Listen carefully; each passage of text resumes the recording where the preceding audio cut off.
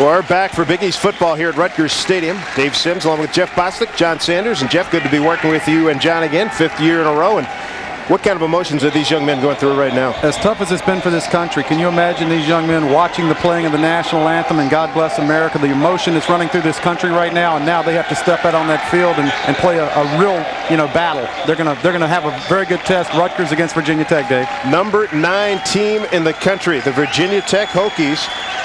Garnell Wilds deep to receive.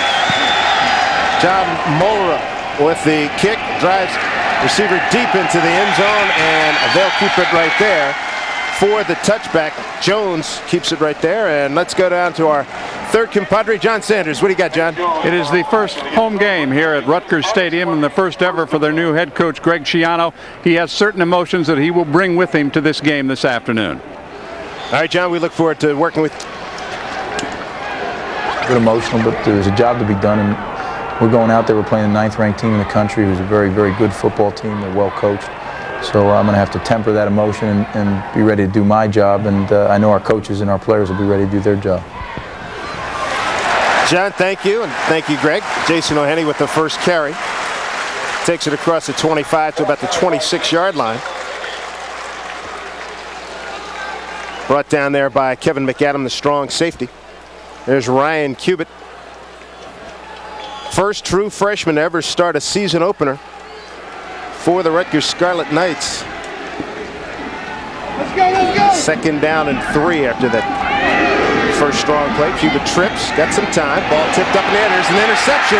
Welch has got it down the sideline to the 5 to the 2-yard line. A penalty flag on the play as well.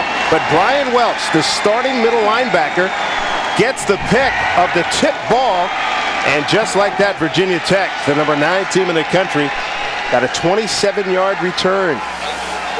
Once again, Bud Foster's defense creates opportunities.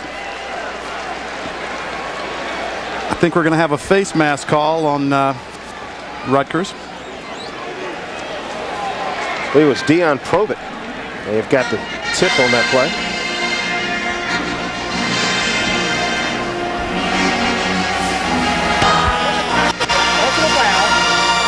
Grabbing the face mask, throwing an interception on the return. Still is success from the end of the run. Half the distance to go. Touchdown. Not exactly the way that the young quarterback for Rutgers, Kubik, wanted to start the game. A batted ball. Brian Welch, it's seemingly always Virginia Tech's defense is in the right place at the right time. Nathaniel Adibi gets his hand on the ball, very athletic guy. Not the way Rutgers wanted to start this game, Dave. Not at all. Here comes Virginia Tech. First play from scrimmage, Burnell trying to get in, and he's real close. Nothing like starting your first offensive possession of the conference year at the 1-yard line. Tell you what, if football was that easy, everybody would play it. Gary. And this game starts off kind of the way that Rutgers played 2 weeks ago against Miami. Penalties, turnovers, fumbles. And right now in the Schiano era, they are not a good enough football team to allow teams like Virginia Tech this type of field position. Power I formation for the Hokies. Go outside with Burnell. Ferguson with the block, cuts it in. Touchdown, Virginia Tech. Keith Burnell, a junior out of Chesapeake, Virginia. And that's his 4th touchdown this season. And now the number 1 rusher with Lee Suggs lost for the season with a left knee injury. ACL tear. Burnell's a good one. Junior, 6 foot, 202 pounds, and Frank Beamer's club's on the board. Just a minute 20 into the game. Point after by Carter Worley is good. Worley 12 for 12 and points after here in this early season. And Greg Schiano now got to rally his guys and get things going. They had decent field position, but Adibi made a fine play with that tip ball. And they really had a very positive first play, a running and play up the left side. O'Henny with about a 7-yard gain. And that's what they're going to have to do. They're going to have to be good on first down. And if you have not seen Virginia Tech play defense, you're in for a treat. This is one of the fastest defenses I've ever watched. And back in '99, they had a very, very quick defensive squad led by Corey Moore.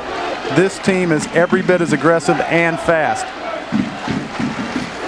Schiano's certainly a Jersey guy, and that's one of his trademarks, and he's going to play hard on that, try to turn this program around.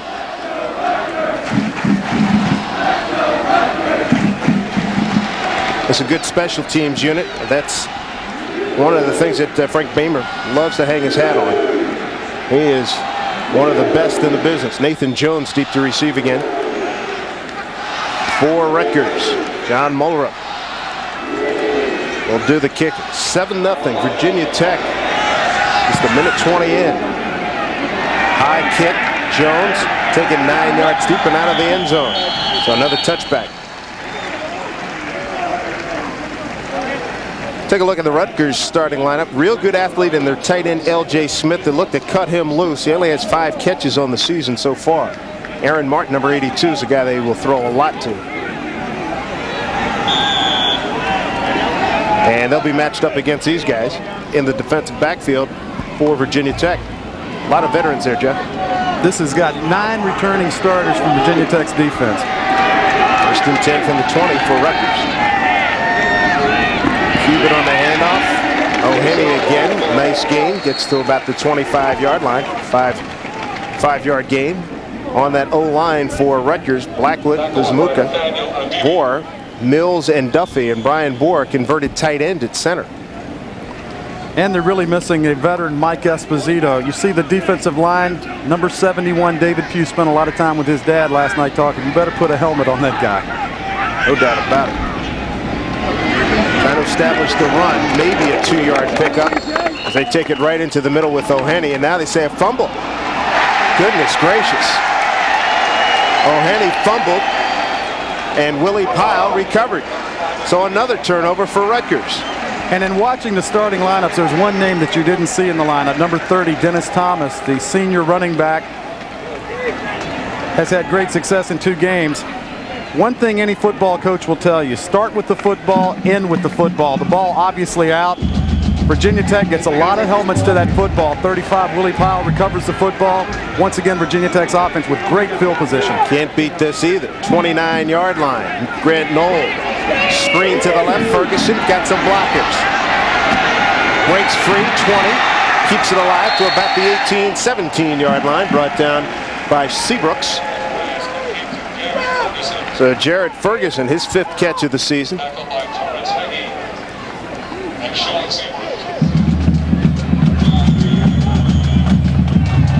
So Virginia Tech couldn't ask for 2 better starts at the 29 and the 1-yard line. Burnell, you've seen him score. Ferguson on that screen there. Andre Davis, a game breaker, number 88, and a real good tight end in Slowakowski. Going against this secondary of Thompson, Berry, Seabrooks, and Cologne. 1st and 10 for Virginia Tech.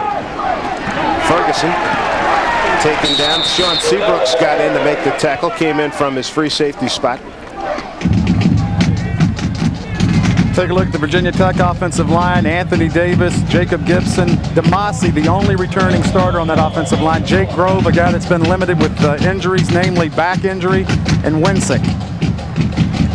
Torrance Heggie, they need a lot out of him to pressure the quarterback from the edge.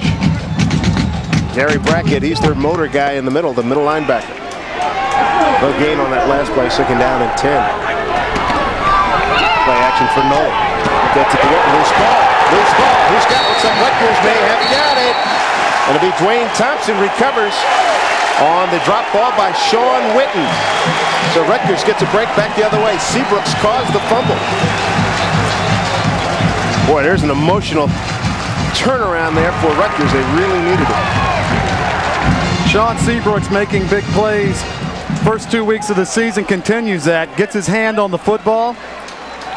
Number 21, Dwayne Thompson being able to recover it. This is huge for the Rutgers offense. And just morale. You can't go down early in this game 14-0. Absolutely not. Give it to O'Henny again. And he's bottled up in the backfield. Fine play in there by Ben Taylor. Brian Welch as well. 2 really good linebackers. And the speed, Jeff, you're not kidding. The speed to the ball by this unit is remarkable. And watch number 40. Ben Taylor has got a knack for being at the ball at the right time. This guy is a tremendous leader for this football team. Top tackler coming into today's game. Hit a team best 103 tackles last year. No huddle here for Rutgers. Cuban, step and throw. And he gets it to Delrico Fletcher, the senior from Braddock, Pennsylvania, taken down by Roniel Whitaker. Knocked out of bounds by Roniel Whitaker. And this is what they're going to have to do. Their patchwork offensive line for Rutgers. Ryan Kubik took a beating 2 weeks ago, busted his chin open. His dad, Bill, is the offensive coordinator. It's got to be tough coaching your own son at this level. At this level, absolutely. It's difficult at most levels, but boy, when you get up here, 34 and change, and look out, Kubik gets blasted again from the backside. Taylor was there, Ben Taylor with the sack. Welch was there. They brought the whole package. Talked about him early, number 40, Ben Taylor. Just a simple blitz up the middle and we talked about the patchwork offensive line. David Pugh with the initial pressure. We talked about him early. This guy is a big-time player, number 71, David Pugh. Ben Taylor out of Blair, Ohio, 6'2", 235. He's one of the best in the business here in the Big East Conference. Mike Barr. It's a punt for Rutgers. He's going to throw it. How about this? Got a man wide open. It's good for first down to the 30-yard line. Sean Seabrooks with the catch. Mike Barr, and how about Frank Beamer? Really stunned. A 16-yard pickup for Rutgers. Probably the most surprised man in the stadium, Frank Beamer. Right there, Seabrooks. And you know what? What type of pressure do you have from your punter, Barr, to throw this ball? This is the hardest ball when your receiver is wide open. Pretty good offensive year for Mike Barr. He's got a 32-yard run to his credit, too. He netted 20 on it. He was running out of his own end zone. They run pretty straight up the middle. Not much going on there for Ricky Cook, his first carry this afternoon.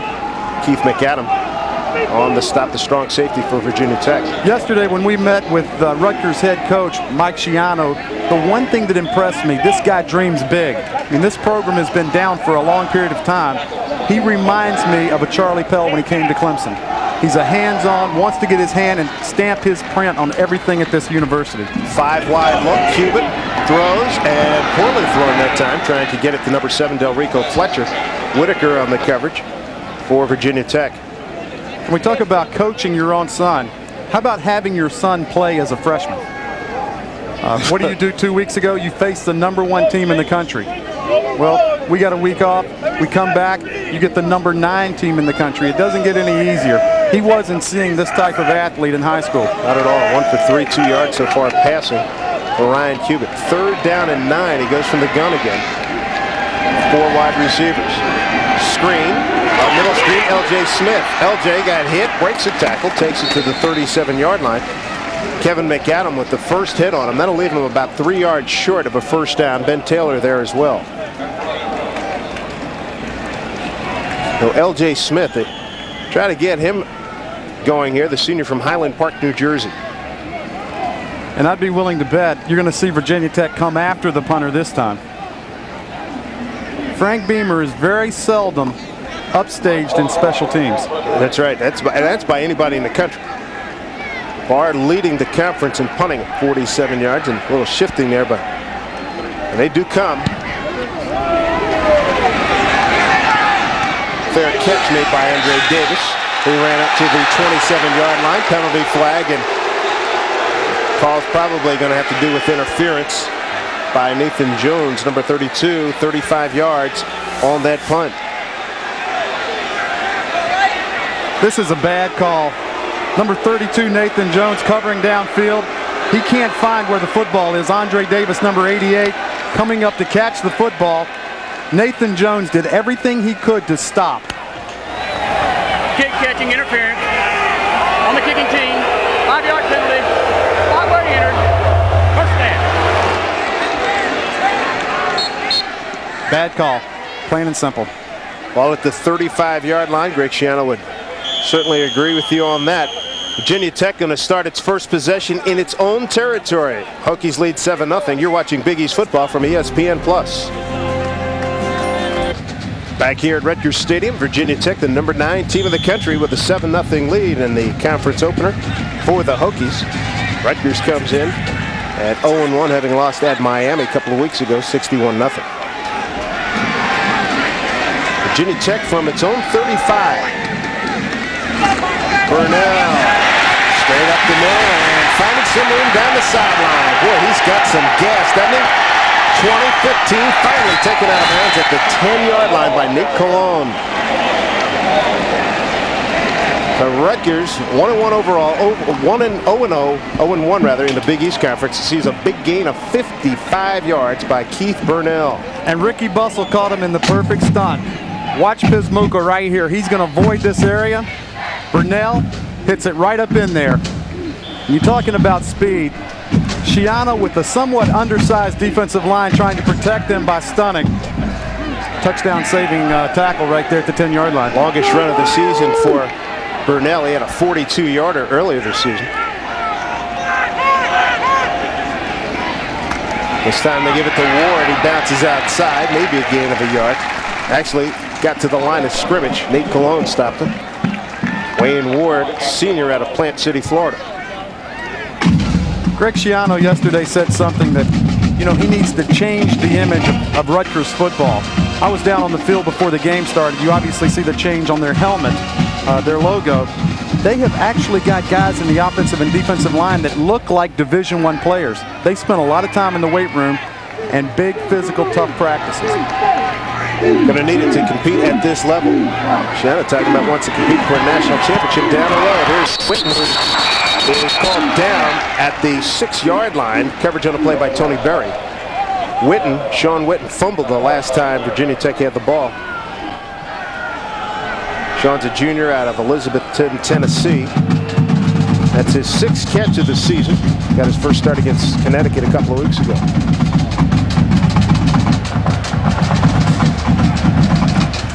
Third down play for the Hokies. Knoll 3 for 3, 19 yards so far. Rutgers blitzes. Picked up. Flip it out. Ferguson walks in. Touchdown, Virginia Tech. Caught him in a blitz.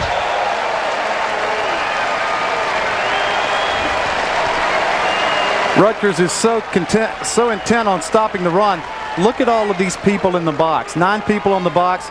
Man-to-man on the outside. Number 41, Gary Brackett, trying to get out into the flat and cover Ferguson. It's the easy throw, easy catch.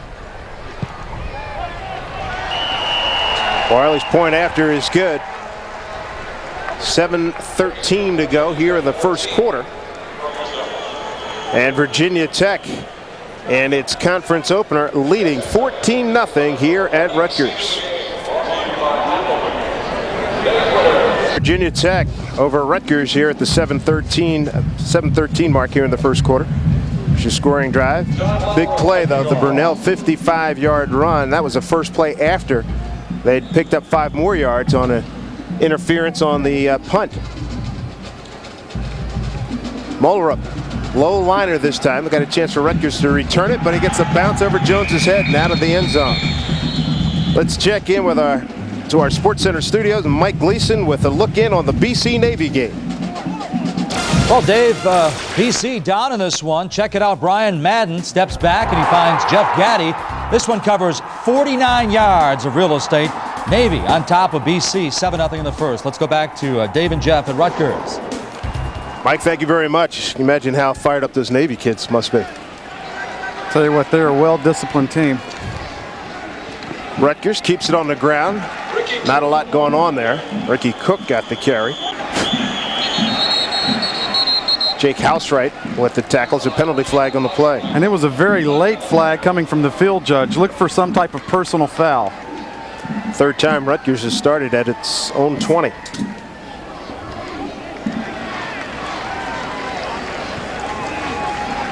Penn Wagers and his crew working the game today.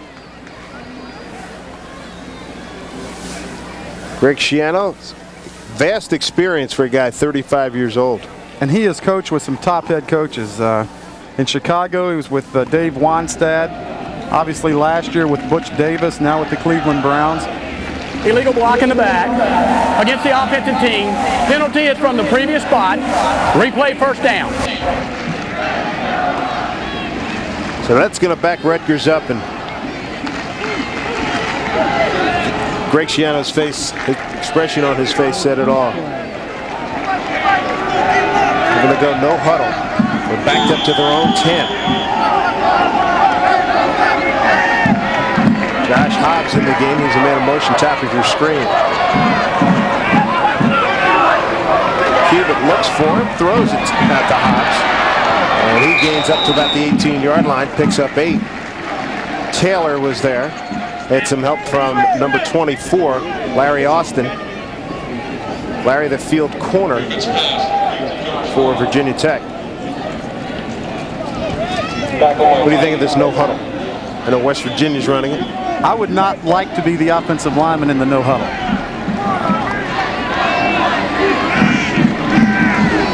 Cuban under pressure, got some time. Throws a duck up in the air, up for grabs, and it's picked off. Ron Whitaker. Whitaker with the interception. He beat Larry Austin for it. That ball hung up in the air for a long time. Virginia Tech will take over at its own 48. And Kubik does a very good job of eluding the initial rush. This ball is up in the air far too long. Larry Austin, I'm surprised that more of the Virginia Tech secondary wasn't back in time to fight over this football. Poor throw, and we talked about it earlier. You know, you've got a freshman quarterback. You're playing one of the top defenses in the country. They've allowed a grand total of 10 points in 2 games. Welcome to the NCAA Division I. Sure enough, Sean Carty was the intended receiver. Rutgers has turned it over 3 times. Virginia Tech once. No play action. Got a man over the middle. The tight end, Slowakowski, to the 31-yard line. Slowakowski brought down by Nate Cologne. First catch of the season for Big Bob. 21 yards on that pickup. Bob's a senior out of Pittsburgh Central Catholic. Good job of the ball fake. One person we haven't talked about is really Grant Knoll. You talking about filling some huge shoes. Michael Vick departs Virginia Tech after his sophomore season, #1 pick in the draft. Pretty big shoes to stick your feet into. Tremendous, and he's putting up numbers already. Knoll, run it up the middle. Ward keeps it alive, and finally taken down. Nate Cologne getting a lot of work. He made the tackle. Had some help from Alfred Peterson, number 92. And yesterday when we talked to Ricky Bussell, the Virginia Tech offensive coordinator, about Grant Knoll, I said, how did you assess his first start against Connecticut? He said, if I would have dreamt it, scripted it, I wouldn't have scripted it that well. You bet. 16 for 20, 3 touchdowns. Very solid performance. Let's look at the Rutgers brain trust upstairs. Grant Knoll, 3rd in passing yards per game in the Big East Conference, and that play was not the way it was designed, that's for sure. This is going to be interesting. It looked like Rutgers was offsides, and the center, Steve DeMassey, tried to snap the football. It looked as if Knoll was not ready for it, so we'll see what this is why these guys get Offside on the defense, 5-yard penalty, replay 2nd down.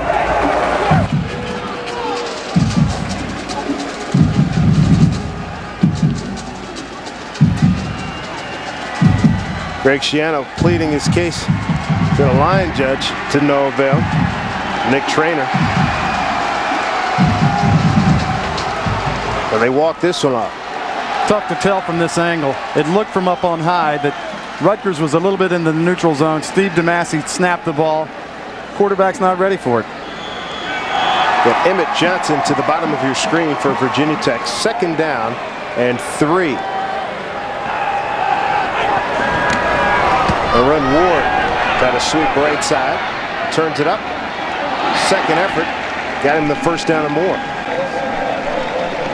The thing that you continually see with the Virginia Tech running backs, whether it be Ward, whether it be Burnell, talk about filling some big shoes. How about Lee Suggs out for the season?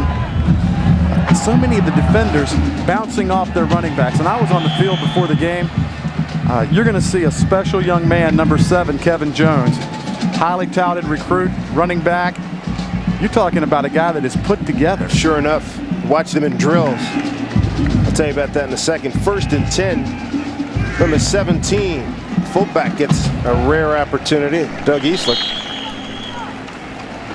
Doug running straight up the middle, picks up a couple.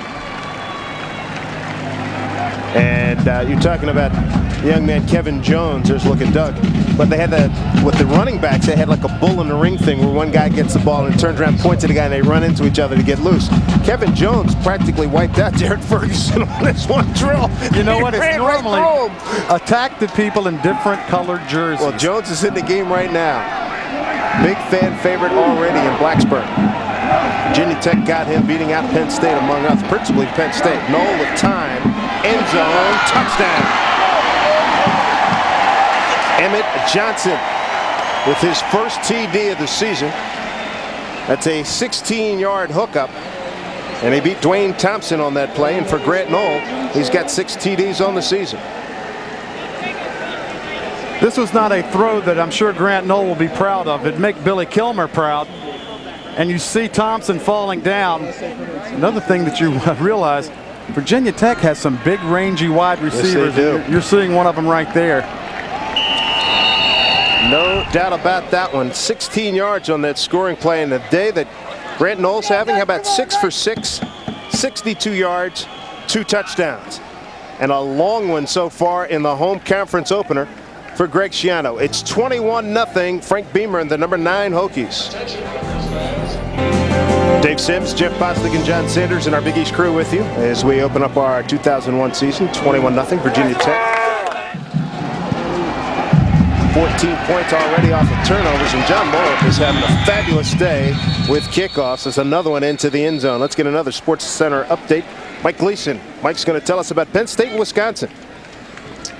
And Simsy, the Badgers on the board first. Brooks Bollinger back at quarterback. Play action, Martinelli, only 3 yards, but it caps off a 9-play, 61-yard march in State College. Badgers missed the extra point at 6-0. Wisconsin over Penn State. Dave? All right, Mike, thank you very much. And I tell you, long faces up in Unhappy Valley right now. And Mr. Paterno getting very close to breaking Mr. Bryant's all-time victory record. But it's going a lot slower than we thought, and a lot of people thought. That game against Miami really did a number at Penn State. I'll tell you, Miami will do that to a lot of people before the season's over. Henny with the carry. It's going to be brought back. Virginia Tech with 3 touchdowns in a span of 9 minutes and 36 seconds.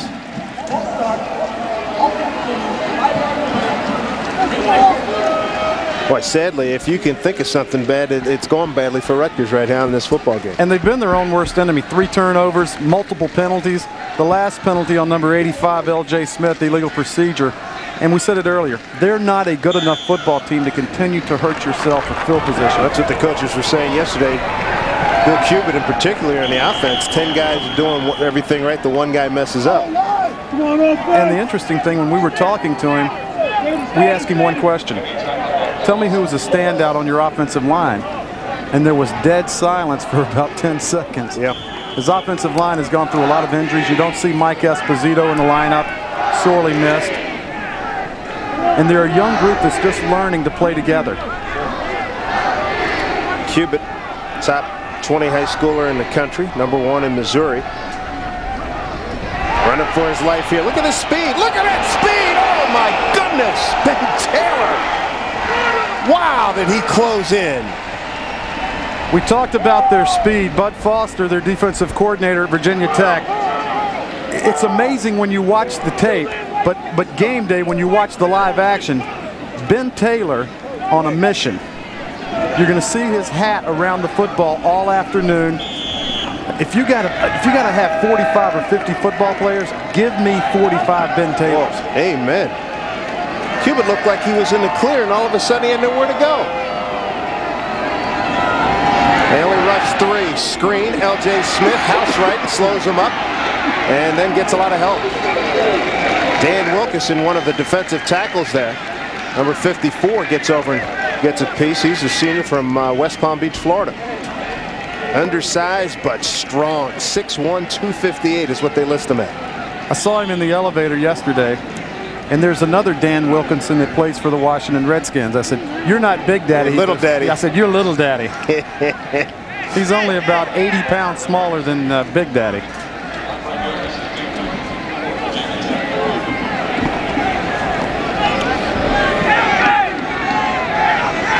One of the great punt returners in the country, Andre Davis, deep to receive this one from Mike Barr. Mike indeed does punt it. Short. And it gets a Virginia Tech bounce, and it's down at the 49-yard line. So Virginia Tech with more great field position, and let's go down to John Sanders. And of course, both teams affected by what happened last week in New York City, especially the Hokies of Virginia Tech. And prior to the ball game, head coach Frank Beamer talked about that event. I think they've helped us. I think these mature leaders have helped our football team get through this thing, and you know, I think we made a good preparation this week, and hopefully we're ready to play a good football game here today. I don't think there's a single American though that doesn't have an empty spot in their stomach and a hurt in their heart for what's happened to our country. There was one other problem for Virginia Tech, was they were the team that was traveling. They traveled by charter. Earlier in the week, they considered maybe going to another airport other than Newark. But things are fine in Newark. They went into Newark. They will fly out of Newark after this game is over. Back to you guys. All right, John, thank you very much. An injured player down on the field for Rutgers.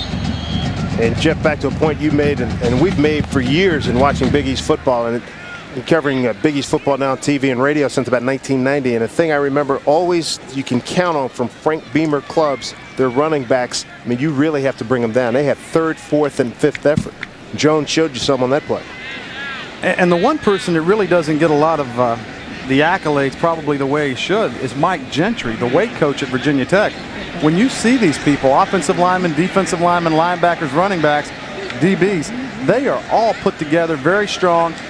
One thing you're going to play a Frank Beamer team, it's going to be a physical squad, and they're going to be excellent. You're looking right there. This is the man on the spot, Ricky Bussell, the offensive coordinator. Ricky was a senior at Clemson when I was a freshman. I've told people for years, Ricky was the slowest wide receiver in NCAA history, but he had the best hands. I told him I was going to get that in. If the ball was in his area, he would catch it. Velcro.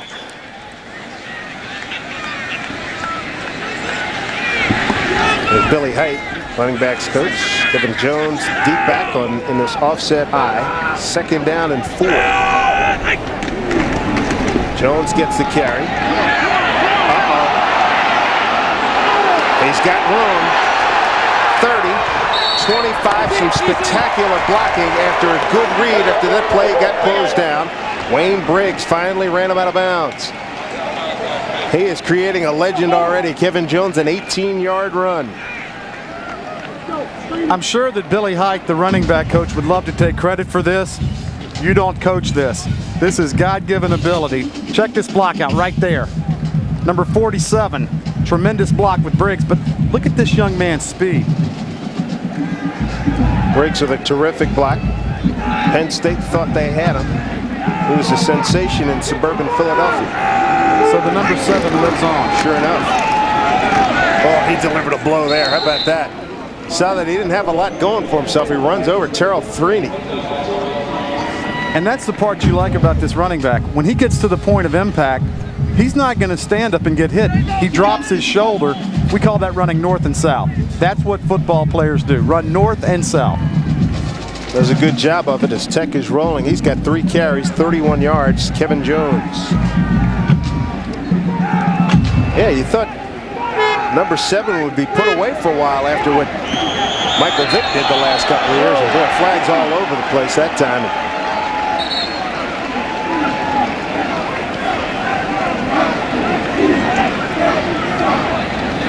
Gary Gibson moving in there, number 95. Personal foul. He was the one that hit the quarterback, Grant Knoll, after Knoll had taken a knee.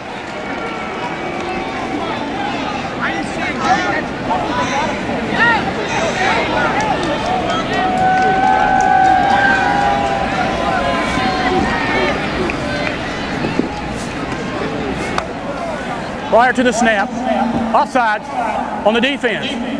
Dead ball, personal foul, defense. This will be half the distance from the goal too. Both penalties are enforced. Oof. Both penalties. Not the way Greg had envisioned it. His first home conference game next Saturday. Our Big East game of the week comes your way from Boston.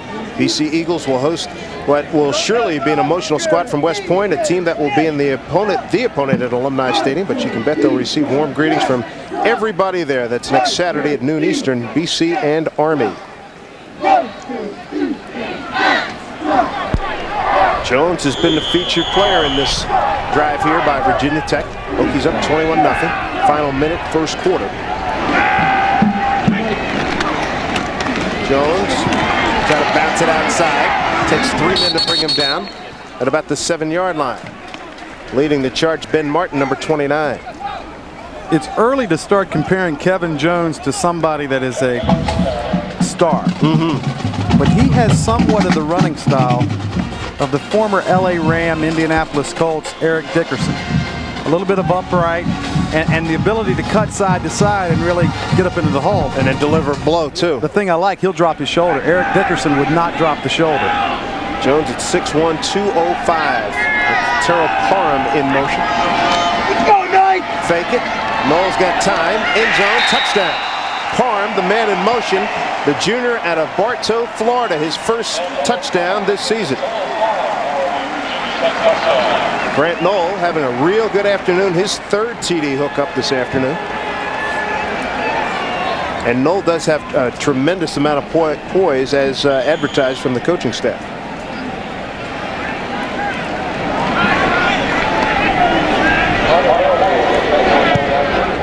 Worley's point after. Money in the bank. So 8 seconds to go. First quarter. And not a surprise, 28-0 Virginia Tech. And right now, Virginia Tech's offense, defense, really on cruise control. Grant Knoll with tremendous time in the pocket. Number 9, Terrell Parham sits down, throw and catch. And I think everybody knew going into this thing, Virginia Tech far superior as far as skilled people, speed, size up front. And the one thing about it, they've got to go out and play the game. That's right. Grant Knoll, very impressive. Terrell Parham out of Bartow, Florida, had 5 catches a year ago. 6 plays on that drive. Didn't take much. And I think as the season progresses, you know, the level of competition is going to certainly increase for Virginia Tech. And the guy that's really going to be under the microscope is number 11, Grant Knoll. I mean, you lose a player that has the type of ability to make big plays and really change the way people try and defend you as a Michael Vick did. You know, they're going to be able to do things to Grant Knoll that, you know, they wouldn't be able to do to Michael Vick. Sidewinding kick. Bounce through the end zone again.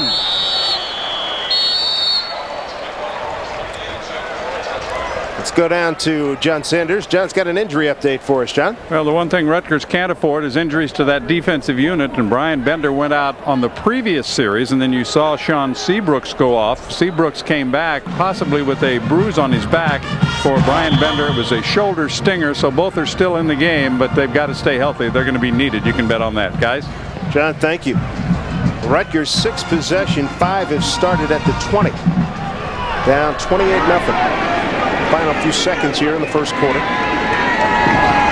Cuban sideline ball. It's got Aaron Martin. First time they've hooked up this afternoon. First down yardage for the Scarlet Knights at the 34-yard line. Kevin McAdam ran out of bounds. A 13-yard pickup.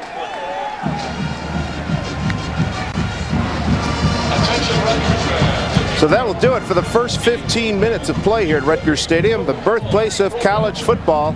Virginia Tech, the number 9 team in the country, leading 28-0. Rutgers Stadium, Dave Sims, Jeff Bostic, and John Sanders in our Big East crew. 28-0 as we start the second quarter. Virginia Tech on top. In a long first 15 minutes for Greg Schiano's ball club. Their home conference openers. That's a nice run by O'Henning. Picks up about 4 on the second effort. Hit down by Ben Taylor. Let's get a SportsCenter update. Mike Gleason going to tell us about North Carolina and Florida State. A little bit of a surprise, right, Glee? That's right, Simsy. It's North Carolina. It's not Ronald Curry either. It's Darian Durant. Play action. Downfield, 20 yards. Sam Aiken, check this out. Up and over for the touchdown. It's 7-0. Carolina on top of the Noles. Dave? All right, thanks, Mike.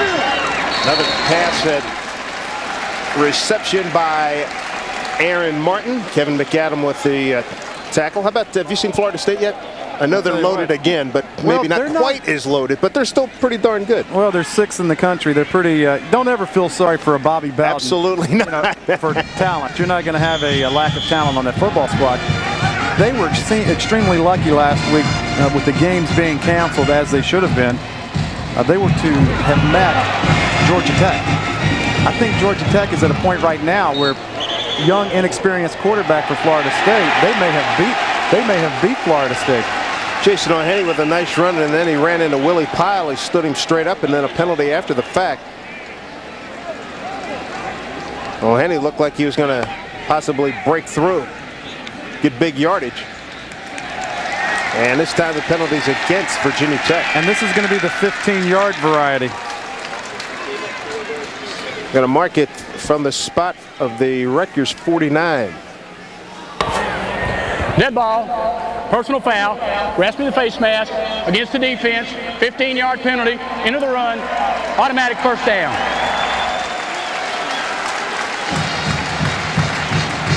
Coaches with their hands on the hips. You want to walk the other way. And early in this game, the officials have been consuming a lot of airtime. A lot of flags on the field, and most of it by Rutgers. A little bit sloppy the first quarter of this football game. Understandable when you're playing Virginia Tech. First time for Rutgers in Virginia Tech territory, and you saw the speed differential on that one right there. Henny's got some pretty good wheels. He got closed down in a heartbeat. Chad Beasley leading the way, and these numbers, but the only thing I can say is ouch. And the thing that really stands out right here, 68 yards passing. Knoll has been perfect. And the big one right there, if you're Rutgers, 7 penalties, 38 yards. Points off turnovers. Points off turnovers, and the big 3 turnovers, something they can't do. Cubitt under duress, keeps it alive for a while and finally taken down. Got to about the 36-yard line, maybe back to the line of scrimmage. Jake Housewright with the pressure knocked him down. Glad you're with us here for Big East football. Another year as we get underway today from Rutgers Stadium in Piscataway, New Jersey. The number 9 team of the country, Virginia Tech against Rutgers. I'm Dave Sims with Jeff Bostic and John Sanders. Glad to have you with us as college football retakes the stage after the September 11th attack on the World Trade Center. Cubitt drilled it right to Housewright. Housewright can't outrun L.J. Smith, but he gets it into Rutgers territory at the 46-yard line. Housewright, a senior out of Gate City, Virginia. Very active linebacker, 6'3", 237, coming off of reconstructive knee surgery in January. Simply a poor pass by Ryan Cubitt. And the thing about it, to add insult to injury, not only is it a poor pass with a poor decision. Watch right here. Cuts across the flat, intercepts the football. Hold it right there. Come on, D! Right at the corner of your screen. Well, the helmet came off of somebody, wasn't it? L.J. Smith? Lamar Cobb put a little block on Mr. Cubitt. So not only do you throw the interception, you take a pretty good hit trying to cover the interception. That's right. Guys live for that play to get a piece of the quarterback after a pick. Brunell stopped. Maybe loses a yard. And that is an offensive lineman's nightmare. Covering intercepted passes for one reason. You know, you are used to blocking. You are not used to getting blocked. That's right. And believe me, defensive guys are going to try and ear-hole you every time. Yeah, we've seen a lot of that over the years. 28-0 Virginia Tech, early on second quarter. And it seemed, well, talk about field position. I was about to say, it seems like Virginia Tech has been on Rutgers' side of the 50 all afternoon.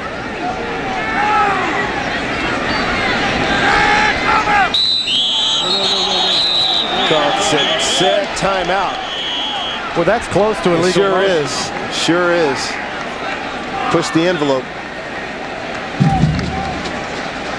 Rutgers was showing blitz. They were bringing a pretty good package. Call Pryor. Timeout, Virginia Tech. So Knoll gets his timeout. 12:05 to go, second quarter. It's been all Virginia Tech here in central New Jersey, 28-0.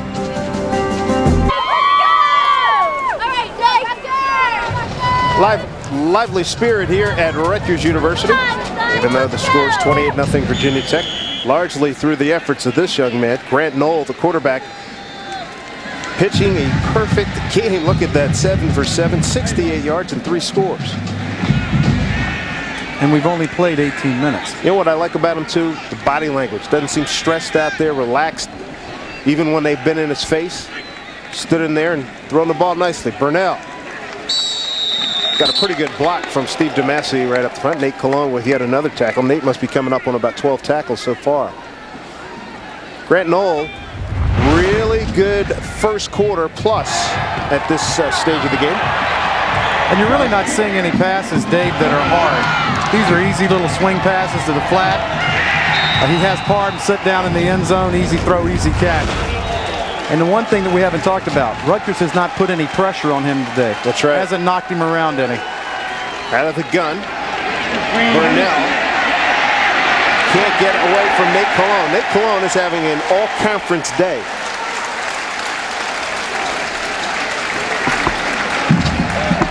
And this was a pass that was completed, and it wasn't a thing of beauty. We talked about it earlier with Kubik. The ball stayed in the air too long. Watch right here. Here's your intended receiver. Watch how long this ball is in the air. And that's what closing speed. That allows the defenders to close that ground, and Burnell has no chance. First look at Vinnie Burns. First punt of the day for Virginia Tech. Hangs it up in there and taken down by Fletcher at about the 22-yard line. Rutgers fans saying, hey, how about an interference call? How about Greg Schiano out on the numbers? That is certainly interfering with the opportunity for Rutgers to return the punt or catch the punt if, in fact, the same thing was called against them earlier in the game. That's what makes the coaches mad. You know, if you're going to officiate the game, just be consistent with it. Schiano is just livid. 30 yards on the punt. It's really our first look at Greg Schiano. He is very animated during the course of the game. Rutgers with no huddle from their own 22. Oh, Ricky Cook taken down quickly. Never really got a chance to get his feet moving, and had good penetration on that from the D-line. The DB, Pugh, Beasley, Cobb. Preseason ranking, they say this is the 4th to 5th best defense in the country. If I see one that's any better, oh man, run! And they're talking that there may be one in South Florida at the University of Miami. Try to get it outside, and they do. Trey's Moses, his first catch of the day, 3rd of the season. Kevin McAdam on the stop for Virginia Tech. And this is a play they really like. You know, just throw the ball out in the flat. We talk about yards after the catch. This is really a sweep. This is the way the West Coast offense runs their sweep. Throw the ball out in the flat. Put the ball in the hands of guys that can make things happen. Stacked triple receivers to the right. First down as they make the completion outside. And Bud Foster watches Jerry Andre get that catch for Rutgers. He's Bud Foster, defensive coordinator for the Hokies. One of those strange formations, we used to call it totem, when 3 wide receivers would be in a line. And what that's done for one reason. One, to just misdirect. The second, to block. Busted play. Kubik went to a sprint draw to the right side and back went the other way. Darius Monroe with the tackle now. A penalty flag back here in the secondary. Kevin McAdam involved along with Larry Austin for Virginia Tech. Wonder if there was some extra commentary being dealt out. Chris Loomis was out there as well, wide receiver for Rutgers. And this one going to be walked off against the Hokies. Dead ball, personal foul against the defense, 15-yard penalty, into the run, automatic, first down. Well, pretty good bet it was against McAdam because Billy Hardy came in to replace him at the strong safety spot for Virginia Tech. And Loomis was just downfield blocking, and I think as the play concluded, McAdam put a little shot under his chin. There's Bill Kubik, offensive coordinator. Ryan Kubik with a pump and go, got a man down there, and tried to get it to Aaron Martin running down the sideline. And D'Angelo Hall covering on the play for Virginia Tech. And the problem is, you see that piece of paper in his left hand, he's not finding anything that's working. I mean, and it's got a front and it's got a back. It needs to be a book. True enough. Cubitt 7 of 13 for 49. He's got 3 picks. That's the big number right there, 3 interceptions. Get it to Cook on the outside. And Cook taken down by Brian Welch. Gain of about 3. Again, you cannot make light of the fact or ignore the fact that this is one of the quickest teams you're going to see defensively. When you talk about recruiting New Jersey, Ricky Cook is one of those guys that kept it home. You're talking about a guy that's put together. He's got some legs, that, Earl Campbell type. Absolutely. 6'1", 235, a freshman. Cubitt throwing sideline, got a man open, runs out of bounds. Josh Hobbs, the junior from Somerville, New Jersey, and Cubitt took a pounding again. D'Angelo Hall, boundary corner, came up and unloaded.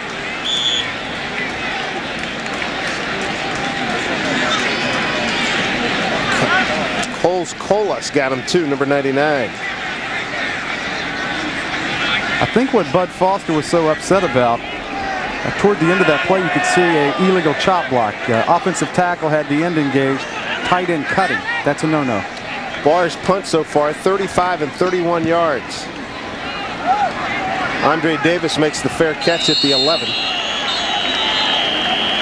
And no penalty flags on the field. We got a timeout on the field. 9:25 to go second quarter. It's all Virginia Tech after that 40-yard punt. It's 28-0 Tech.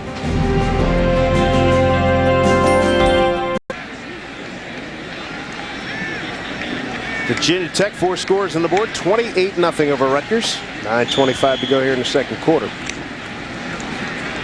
And this is the worst starting position for the Hokies this afternoon from their own 12.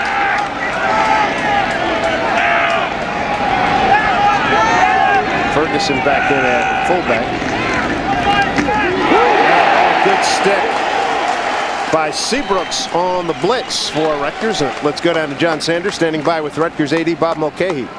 And Bob, happy to have you with us here. A very moving ceremony prior to the game that we all saw. But the effort here by the Department of Athletics to raise money for the disaster aid for Red Cross and also for the New York City firefighters. John, everybody knows we're so close to the disaster and so many people in New Jersey have been affected by it. The athletic department took the Block R, put the stars and stripes and the colors into it, and we're selling it all throughout the season, and the proceeds to go to the efforts the relief funds for the firefighters, the policemen, and the EMS people in New York City. As you could see from the beginning of the game, some of our people have also been over there as part of the rescue. Thank you. It is an effort that is not just today, though, that will continue throughout the regular season. Different members of your athletic teams will be participating, right? Yes, today the gymnastics team was doing it, and it depends who's not in season and who's here to do it. And if we get a chance when we come back, we can show you the window sticker that for $3 donation, the fans can get that, and we will be finishing up here in just a second. Hang on, Bob. All right, John, thank you very much. Get back to you in a second. Knoll under a little bit of pressure. Almost picked off. Opportunity lost by Tony Berry. Let's get back to John. And one more time, this is what we're talking about, Bob. Certainly a moving tribute today, and the effort that I know is going to continue here at Rutgers. Well, we're so affected by it that we have no choice, really, if you're an American. Thank you. Bob Mulcahy, who is the Director of Athletics here at the Rutgers University. Let's continue with the football game. Men? All right, John, thank you. Grant Knoll, that was his first incomplete pass of the afternoon. Almost got a block. In fact, Tony Berry might have gotten a piece of that punt by Vinnie Burns, which goes out of bounds at the Virginia Tech 48-yard line. So not a great punt there. Covers just 34 yards by Vinnie Burns. Nonetheless, Virginia Tech in the lead, 28-0. See what Rutgers has on this next offensive possession when we come back. That revolutionary spirit living here at Rutgers, central New Jersey and Piscataway, about halfway between New York City and Philadelphia. Good crowd on hand, expected about 25-30,000. This ballpark holds 40,000. Rutgers starting from its best field position all afternoon. Cubitt picked off by, they wiped it off. I thought that was a good effort by Taylor. thought he had it. And he thinks it's a good effort. I'm not sure it's a good call. It looked like his hands were underneath the ball. Tell you what, this guy is everywhere. What do you liken him to? I mean, he's got good size. He's mobile. He hits. He looks a little bit like Zach Thomas. You know, 6'2", 235, 240 pounds. Boys, that's an interception. Yeah, that is a pick. That's a pick. That's an interception. We get the second look at it. The officials don't, but that was a pick. But the thing about it, the linesman has got a great position. He was right there. He's standing right on top of the play. These officials have not had their best half of football. Third down, about 5 for Rutgers. O'Henny, 9 carries, 33 yards, 10 carries. Adding to that, second effort will not get him the first down. Willie Pyle prevented that. One thing you see from Virginia Tech, they're going to come up and attack the football, but when the first person makes contact with the running back, look at the number of arms trying to strip the ball. That is something that is taught. Bud Foster and his defensive staff do a tremendous job with turnovers, but they spend a lot of time in practice, you know, trying to make that happen. Rutgers going to go for it. Why not? You're down 28-0. But Ed Jordan in, an extra tight end. Yes, he is the son of Ed Jordan, the basketball player. He's a great one, point guard here at Rutgers. That's Ed in motion right now. O'Henny close to the first down, but I don't think he got it. I think he's going to be about 3 inches short. Tried to go on a quick snap count. I think he's going to be left short. And indeed, that is the story. Virginia Tech has held.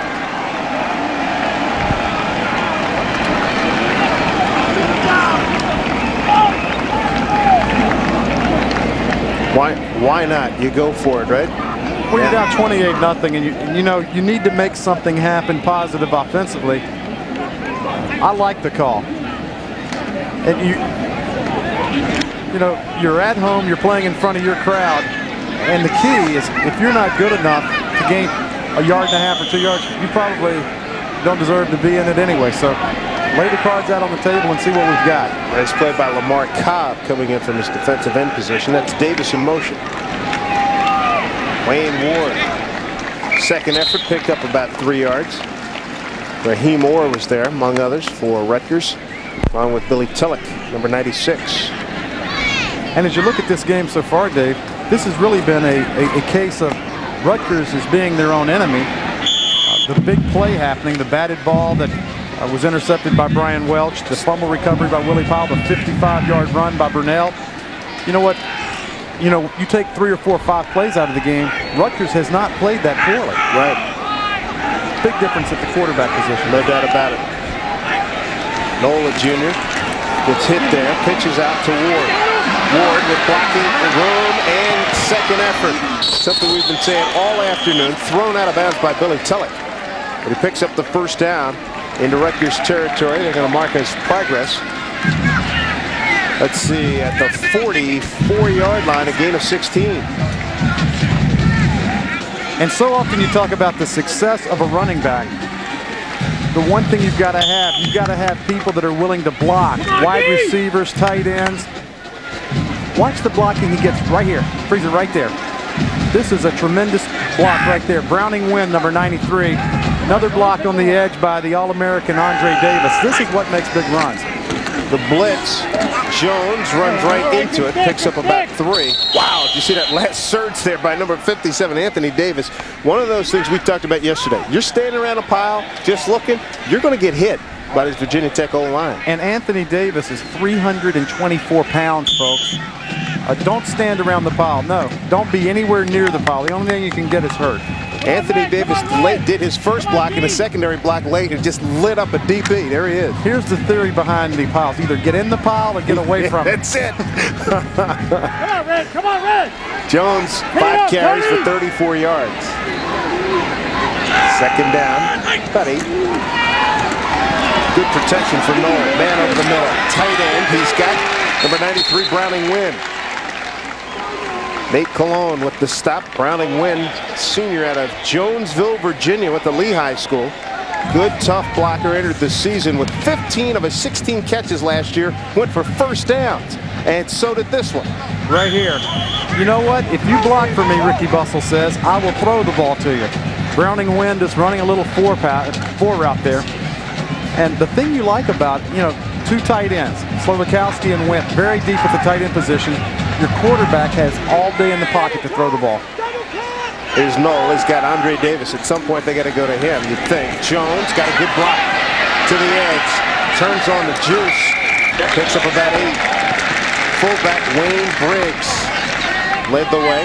Jeremy Campbell on the stop for Rutgers. And so often in past years, everybody's talked about the Virginia Tech defense and their Virginia Tech special teams. And until the last couple of years, it was Michael Vick. He was the only part of the offense you really heard about. I'll tell you what, they've got a very talented offensive line. Obviously, Virginia Tech is very good this year. I think they have the opportunity to be exceptional in 2002. Got a lot of returning starters coming back. 2nd down and 3 from the Rutgers 18. Jones. Oh, he took a good lick there by Seabrooks, but Jones appeared to have gotten the 1st down. I tell you what, Jones took a shot. He may be knocked out. You could see his head pop back. Yeah, got his attention, didn't it? Boy, Seabrooks had one and took it and delivered it. We talked about the career starts for this offensive line, and don't be misled. One thing about it, these guys get 3, all these threes. The one thing, to get the veteran guy in there, DeMassey making his 17th start. Ricky Bustle and Frank Beamer have the theory, we're going to play a lot of people up front. You're going to see their second-team offensive line in and out of the game. So just because the number of starts doesn't mean that they're not a veteran group of linemen. Wayne Ward has replaced Jones, who's shaken up on the sideline. 1st and 10 from the 15. Blitz coming. Seabrooks overran it, but he had some help. Loose ball, and it was covered by number 43, Doug Eastlick. It's a good pressure by Alfred Peterson. And I'm really surprised the officials did not blow that ball down. As we know, once again, we got another one hurt. The ground cannot cause a fumble. Ward cuts it back right there. Ball was down. Yeah, it was loose. Looked like his leg was down before he hit the ground. So Ward out of Plant City, Florida, 5'11", 209. He's a senior.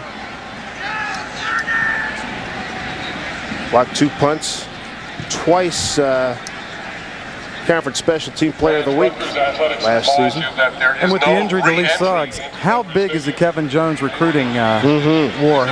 Just winning him, taking him away from Penn State. This is a young man, Kevin Jones, we're speaking of, that's going to carry the ball a lot in 2001. And it also speaks volumes for a guy like Keith Burnell. Coming into the season, obviously Suggs was going to be the feature back. Yes.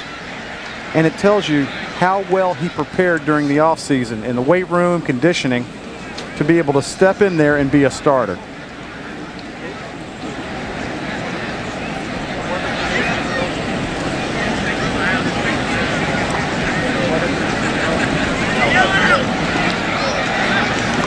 Lee Suggs injured a couple of weeks ago against Connecticut. There's temperature 72 degrees.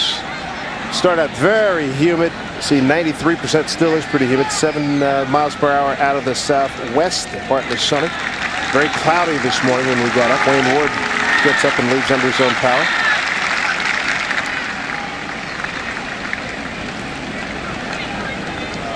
Lee Suggs, look what they are missing in terms of productivity. 1,207 yards from a year ago. Well, right here, Dave, you take out 28 touchdowns. And the thing about him, as many times as he carried the ball, no fumbles. No fumbles. Jones is back in. Eastlick is the up back. Play action. Throw it to the tight end. Cologne with a good play. Nate Cologne has been outstanding this afternoon. Junior from Granville, Pennsylvania. Check that, Granville, Ohio. Once again, a lot of time in the pocket. I don't know, he might have been there a little bit early, but no harm, no foul. Yeah. Ball may have been a tick late, too. Tight end was open. Called Nate's name a lot this afternoon. He's got to be coming up on a 20-tackle day already. Grant Knoll, 9 of 11, 77 yards and 3 scores. 9 in the box, they dropped 2. Now 4. Knowles got time. Get flushed out. Seabrooks is there to bring him down. Got back close to the original line of scrimmage. And that's going to bring on the kick team. And this is one of those we call a coverage sack. Freeze it right there. Plenty of time. See your quarterback standing back here. He's got a good pocket, can see the field. Good job of the defense covering the wide receivers. And once you have a clock in your mind, Dave, once that clock goes off, it's time for the quarterback to run. 33-yard attempt by Worley. He's 2 of 5 on the season, and he hooked that one badly to the left. Never had a chance. Good defensive stand by the Rutgers Scarlet Knights. Paul Farrar, the defensive coordinator for Rutgers, excited about his team's effort on the field. As well he should be. Grant Knoll gets a chance to think about it for a while. 2:08 to go, first half. They're 28-0 Virginia Tech. Welcome back, everybody. Piscataway, New Jersey, the scene today for Big East football. As we begin our 2001 season here on ESPN+. Dave Sims, Jeff Bostic, and John Sanders with you. Coming up, the Discovery Card halftime report. Stay with us. Get you updated on other happenings in college football. Here comes Rutgers from the 20. O'Henny. Maybe a gain of a yard. Nathaniel Adibi with the tackle. The sophomore out of Hampton, Virginia. And don't forget, coming up next week, the nation goes on as the president has asked, and so does our schedule here on the Big East Network. We're in Boston next Saturday. BC Eagles host what is truly one of America's teams, the Black Knights of Army. That's next Saturday, noon Eastern, Big East football from ESPN+.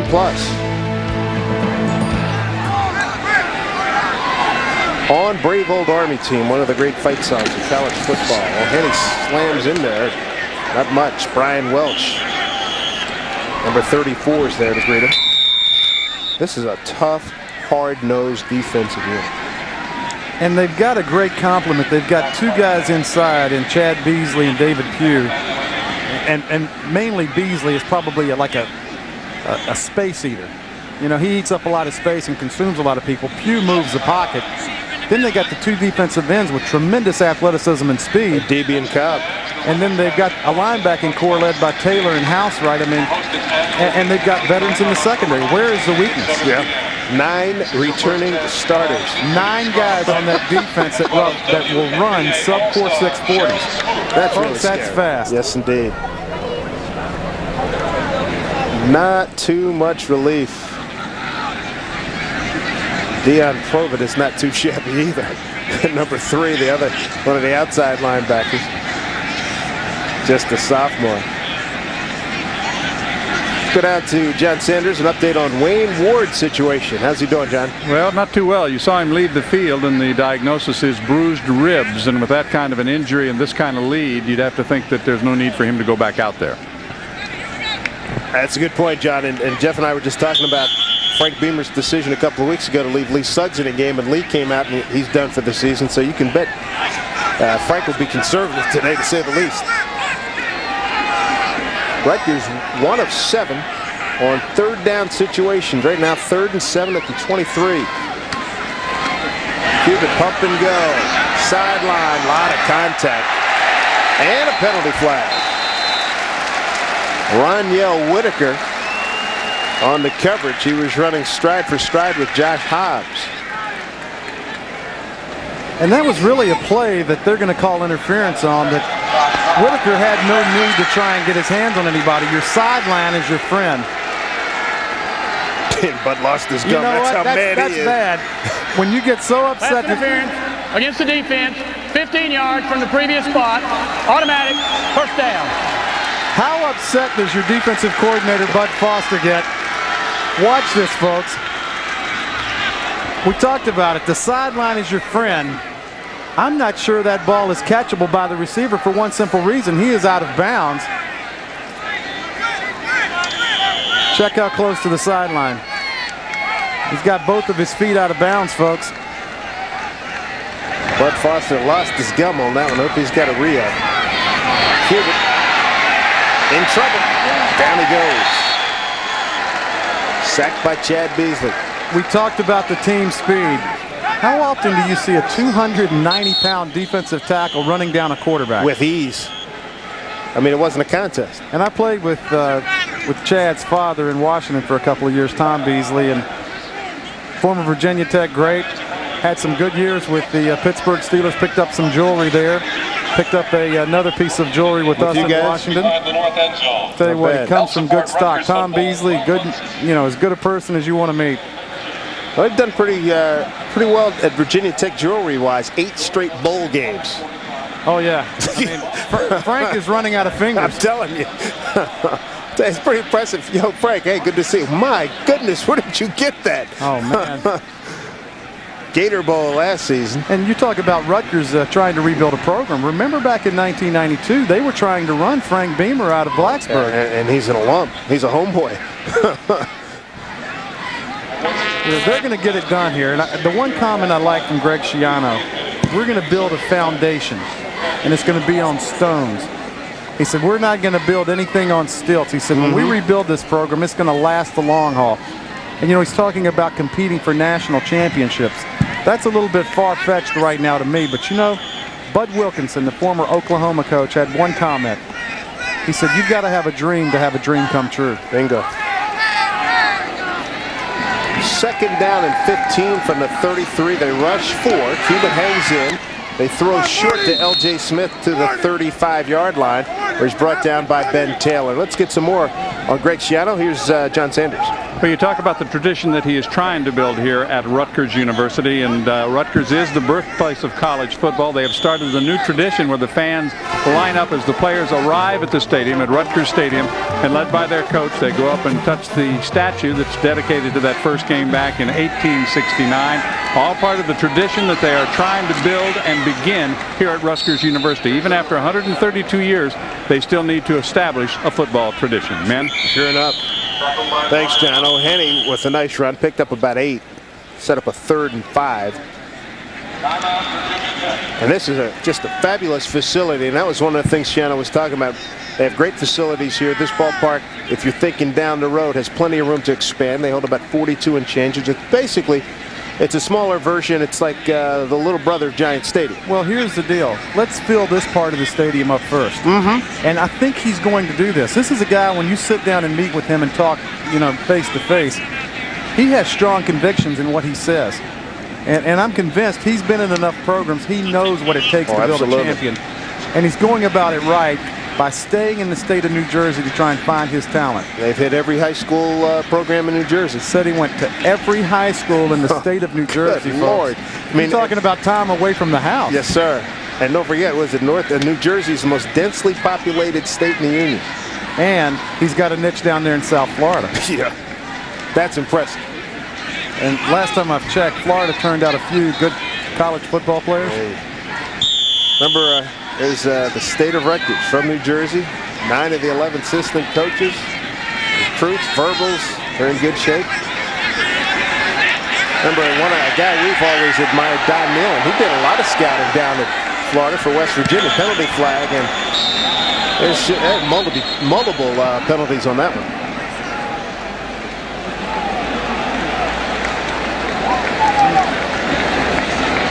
They're calling it against Rutgers, however.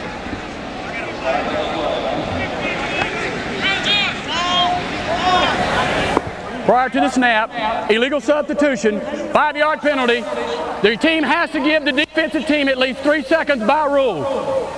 Good explanation by our head official, Penn Wagers. You talk about mass confusion. That was a scramble. People in, people out. Put a person in motion. Put a person in motion. Tell you what, I did not realize the kicking game had become this specialized. Whatever edge you can get. And he knows Frank too. He figures, hey, there's not too many places where I might have an edge. Let me see if I can get one here. Mike Barr will get a chance to do it again. Is there any limit? You've got to have at least 3 seconds for the defensive team to get set up. After a minute, is the play null and void?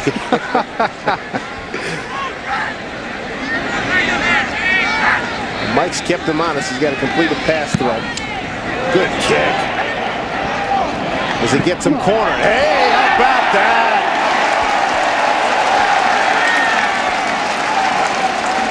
This is going to be on about the 1-inch line.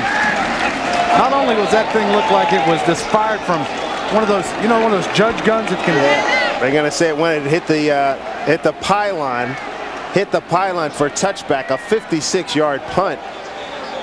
Oh boy, I thought he had it. That's awfully close. Sure enough. Thought he had a good old-fashioned coffin corner. But I like the call for one reason. The pylon is on the goal line. Mm-hmm. And anything that breaks the goal line is in the end zone. That's correct. Correct call by the officials. You know, these guys do get it right occasionally. By the way, from your old line of work, I was glad to see the NFL regulars came back. Know some of those guys. And I saw a couple of Big East officials during the preseason with the Washington Redskins. What'd they say? Well, a little different, sure huh? They were uncomfortable yeah, buddy. You know, going in there and taking the jobs of the regulars, but you know, somebody's got to do the job. Sure, I hear you. Grant Knoll, what a first half. 3 touchdown passes. At one point, he was a perfect 7 for 7, 67 yards and 3 touchdowns. Taking advantage of a few miscues by Rutgers. And let's go down to John Sanders standing by with Frank Beamer. First half, Coach, you were able to put some points on the board early. What are your overall thoughts? Well, I think right now we're not playing good enough. You know, the second quarter hadn't been a very good quarter for us, and we're going to talk about it right here in just a minute. All right, good luck, Coach. Frank Beamer, head coach of the Hokies of Virginia Tech, and we are at halftime. Gentlemen, back upstairs to you. John, thank you very much. We've got 30 minutes of football in the books here at Rutgers University, the birthplace of college football. It's been all Hokies this afternoon, and coming up, Mike Gleason joins us with our Discover Card halftime report. We are ready for some football here, second half action. Big East football as we get our 2001 campaign, 28-0. The Hokies over the Scarlet Knights. And Rutgers will kick it off. Rutgers in the first half, in terms of possessing the ball, interception, fumble, punt, interception, punt, interception, punt. Lost it on downs and a punt. Dangerous return man right here is number 12, Richard Johnson. But they go short, and Willis, one of their wideouts, returns it to about the 38-yard line. Brought down on that play by Ravon Anderson. As we take a look at our Discover Card, first half highlights. Jeff Bostic, it's on yours. Second play of the game, batted ball by Nathaniel Adibi. Brian Welch gives Virginia Tech excellent field position at the 1-yard line. Once again, ball thrown up in the air, one of the 3 interceptions.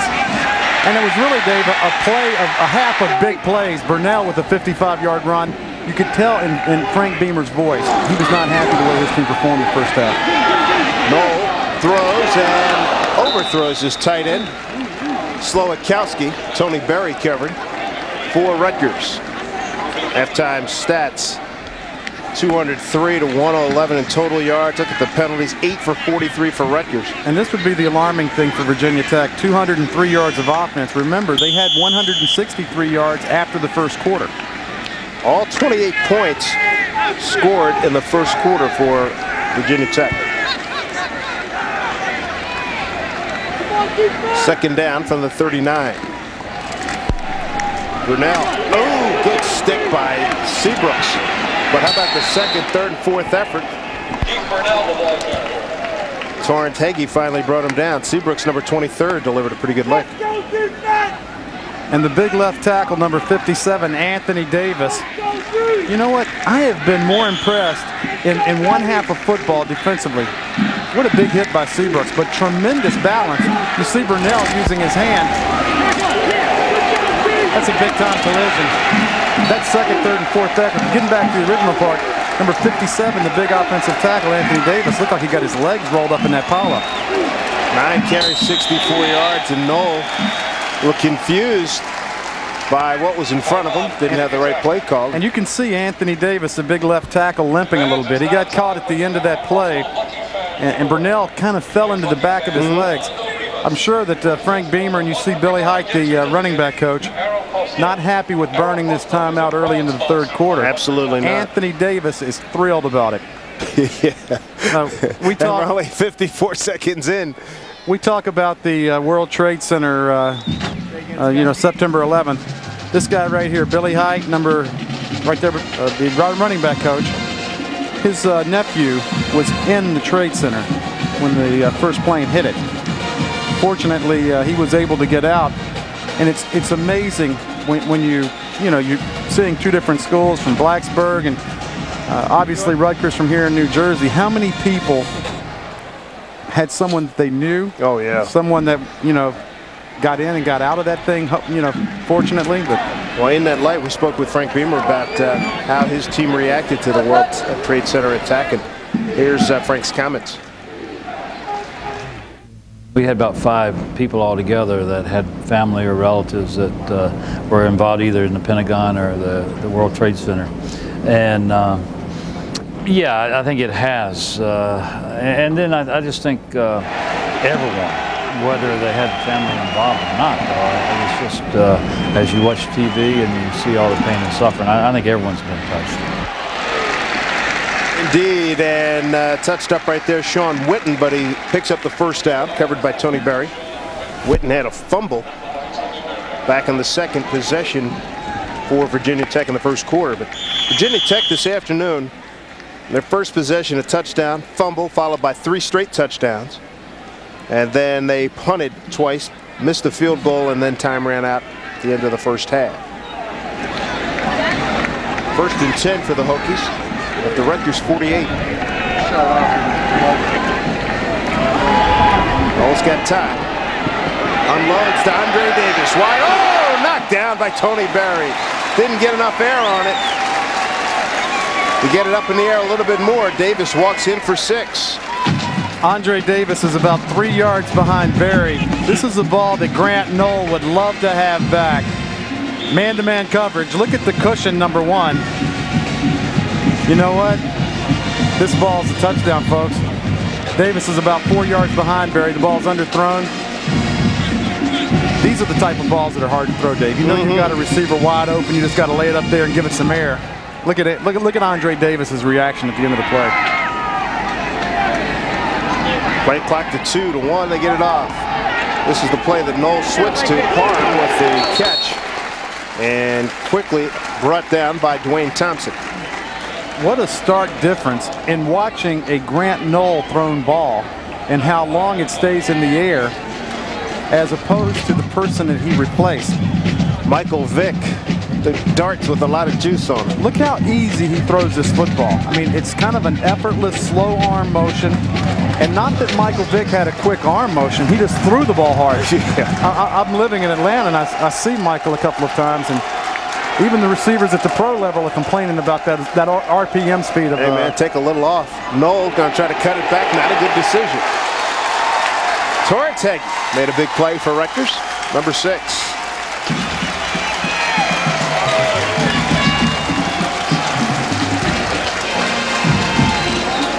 Bring some enthusiasm here to Rutgers. Down 28-0. Have been few and far between. And really a strange play call. You know, it's 3rd down and 8. You know, put the ball in the hand of the running back. The quarterback is typically there. This is not Michael Vick. That's so true. Here's the punt by Burns. Delrico Fletcher with the fair catch at about the 7-yard line. Muffed it momentarily, but he was able to recover. 12:15 to go, 3rd period, 28-0, Virginia Tech. We'll be back with more from Rutgers in a moment. First and 10 for the Rutgers Scarlet Knights as we return here to Piscataway, New Jersey, with everyone remembering what has happened to this country and trying to return to normalcy here. And how about Ben Taylor? Pretty normal play for him as he stops Jason O'Henny. Time now for our Citgo We Know You. Brought to you by Citgo, proud to support today's athletes. And today it's Marco Battaglia. Rutgers tight end from 92 to 95, consensus All-American in 95, 171 catches, a school record, 2nd-round draft choice of the Cincinnati Bengals. Good man, too, Marco Battaglia. He was a go-to guy here at Rutgers. Cubitt outside, and Fletcher did well to maintain, to make that catch. Dion Provitt on the coverage for Virginia Tech. And this is where Greg Schiano is going to find out about his football team. a game that they're down 28-0, playing the 9th-ranked team in the country. He will look at this tape, and the thing that he wants to see, which everybody can give, is effort. That's what he's looking for, effort and improvement. 3rd and 14. Drive started at the 8th. They're marching backwards. They run a draw. Does he get on the end zone? No, he doesn't. Oh, boy, he got a break. Virginia Tech thought they had a safety. David Pugh was there. And they give O'Henny progress to about the 1-foot line. It is amazing to me how quick David Pugh is for a guy 275 pounds. Plays with tremendous pad level. And the one thing that he does that a guy like, Chad Beasley doesn't, he creates so much penetration. See the push up front. This is close to a safety, folks. Sure enough, and how about Mike Barr? They're going to come after him. Standing at the back of the end zone. He's got no margin of error here at all. 5th punt, averaging 40.8 per punt. Gets rid of it. Davis from the 37. Davis, loose ball, picked up. It was picked up by Virginia Tech. Eric Green got it. Sean Seabrook's on the final stop. But there's a dangerous proposition. Andre Davis catching the ball with momentum and heading upfield deep in your territory already. 37 yards in the punt, but Tech still in good shape. They lead by 4 scores. 28-0 Virginia Tech. Dave Sims, Jeff Bostic, and John Sanders with you in Piscataway, New Jersey.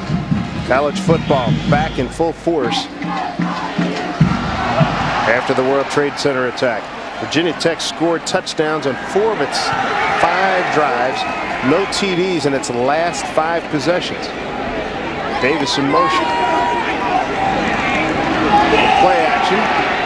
Slipped the back out there. That's Ferguson. Picks up about 10, maybe 11. Brought down by Gary Brackett. Let's go, Rutgers! Garrett Ferguson must be the best kept secret in the nation as a fullback. This is one guy that, he does everything he wants to. He'll block. He'll run the ball if you'll give it to him. Great guy coming out of the backfield to catch the ball. Came to Virginia Tech as a walk-on, folks. Is that wild? You talk about hard work. They've got a couple of them in that huddle. Their starting center, DeMassey, was also a walk-on. That's right. So if there are young kids out there that, you're not having colleges beat down your door, go to school, play football, and, who knows what's going to happen. You never know. And Ferguson was the MVP of the spring game. He is the complete fullback, 3-time winner of Virginia Tech's Excalibur Award, their highest strength and conditioning honor as well. And he looks it. Yes, he does. I don't think I was ever in shape like that. Boy, ditto. I got tired walking up these stairs today, right? From the field up to the booth. Yes, indeed. Can we make it a little steeper for you, sir? They run Jones. Oh, he almost broke it. Got tripped up.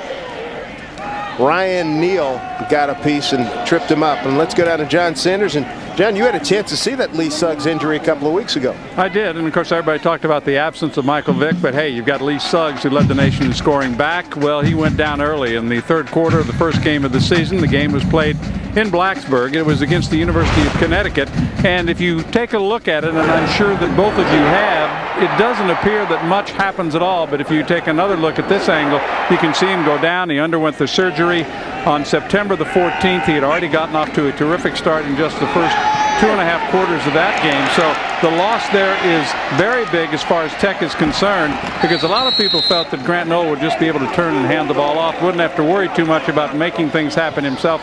Some of that has changed, but as you guys have pointed out, they've got some other guys who can tote that leather as well. John, thank you.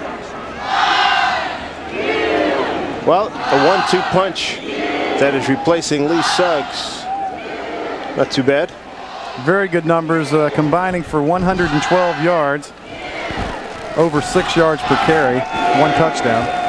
And the thing about Lee Suggs, I know he's at home watching this game, he is going through the toughest stage as a football player.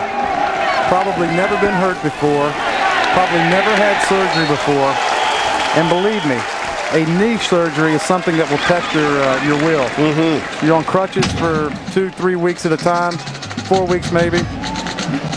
And the big thing is allowing everything that was repaired to heal And then you have to be dedicated to the rehabilitation and the demands to get back out on the field.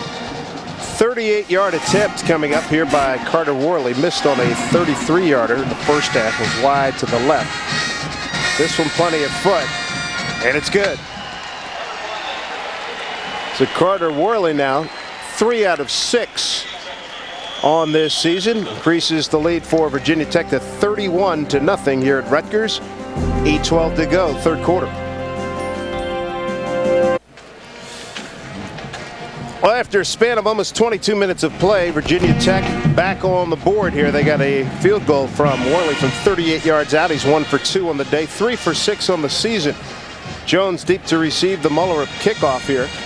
And John has had a spectacular day. So many of these kicks have gone just like this. Jones might be a little frustrated all afternoon. Why do we do this? Why don't they just put the ball on the 20-yard line? Let's take a look now. Take a moment to thank our corporate partner, Cooper Tires. A lot of mileage for the money. Cooper Tires, drive on. Yeah, just put the ball on the 20-yard line. You know, it keeps the guys from Virginia Tech from running 75 yards. Yeah, for nothing. Yeah, I mean it's all about kickers in this game. That's why they call it football. Isn't it? All right.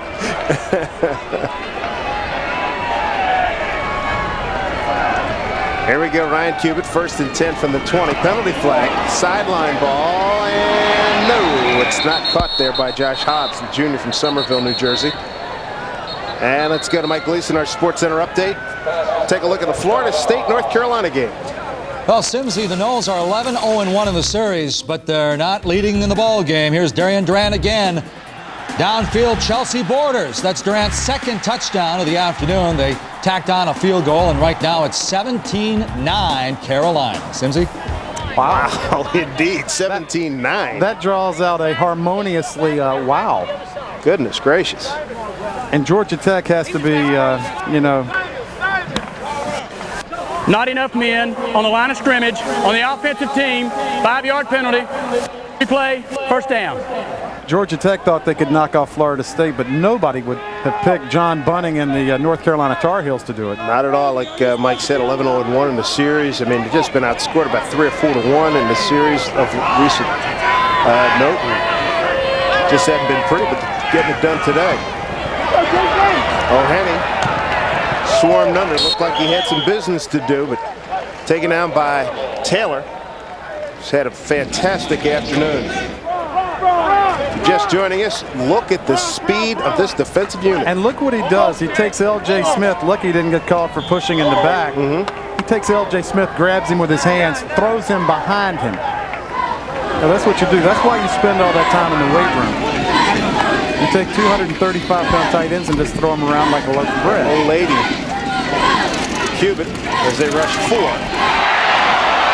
Barely gets out of it alive. Got a man open. Ball hangs in the air. That's a great interception. That is outstanding by Billy Hardy, the junior from Winter Haven, Florida. The transfer from Florida Southern. Played soccer over there. But that was a fabulous athletic performance. We talked about the speed, and you saw the closing speed right there. It looked like when Ryan Cubitt threw this ball, it was going to be a tremendously big play. He eludes the rush by David Beasley and Chad Pugh. Takes a shot late. Once again, the ball hangs up into the air. Looks like a reception. Looks like an up interception. Whoa. Great closing speed. That is marvelous. Short burst that you would use in soccer, too. Noel still in the game, up 31-0, throws to Davis. They have really not gone after him, not featured him much in the offense today. They haven't had to. And I think it's almost at a point now where Virginia Tech needs to get the Andre Davises, the Grant Knoll, you know, get some of your running, empty your bench. And they got enough good people over there, too. And learn from one thing. And hindsight is always 20/20.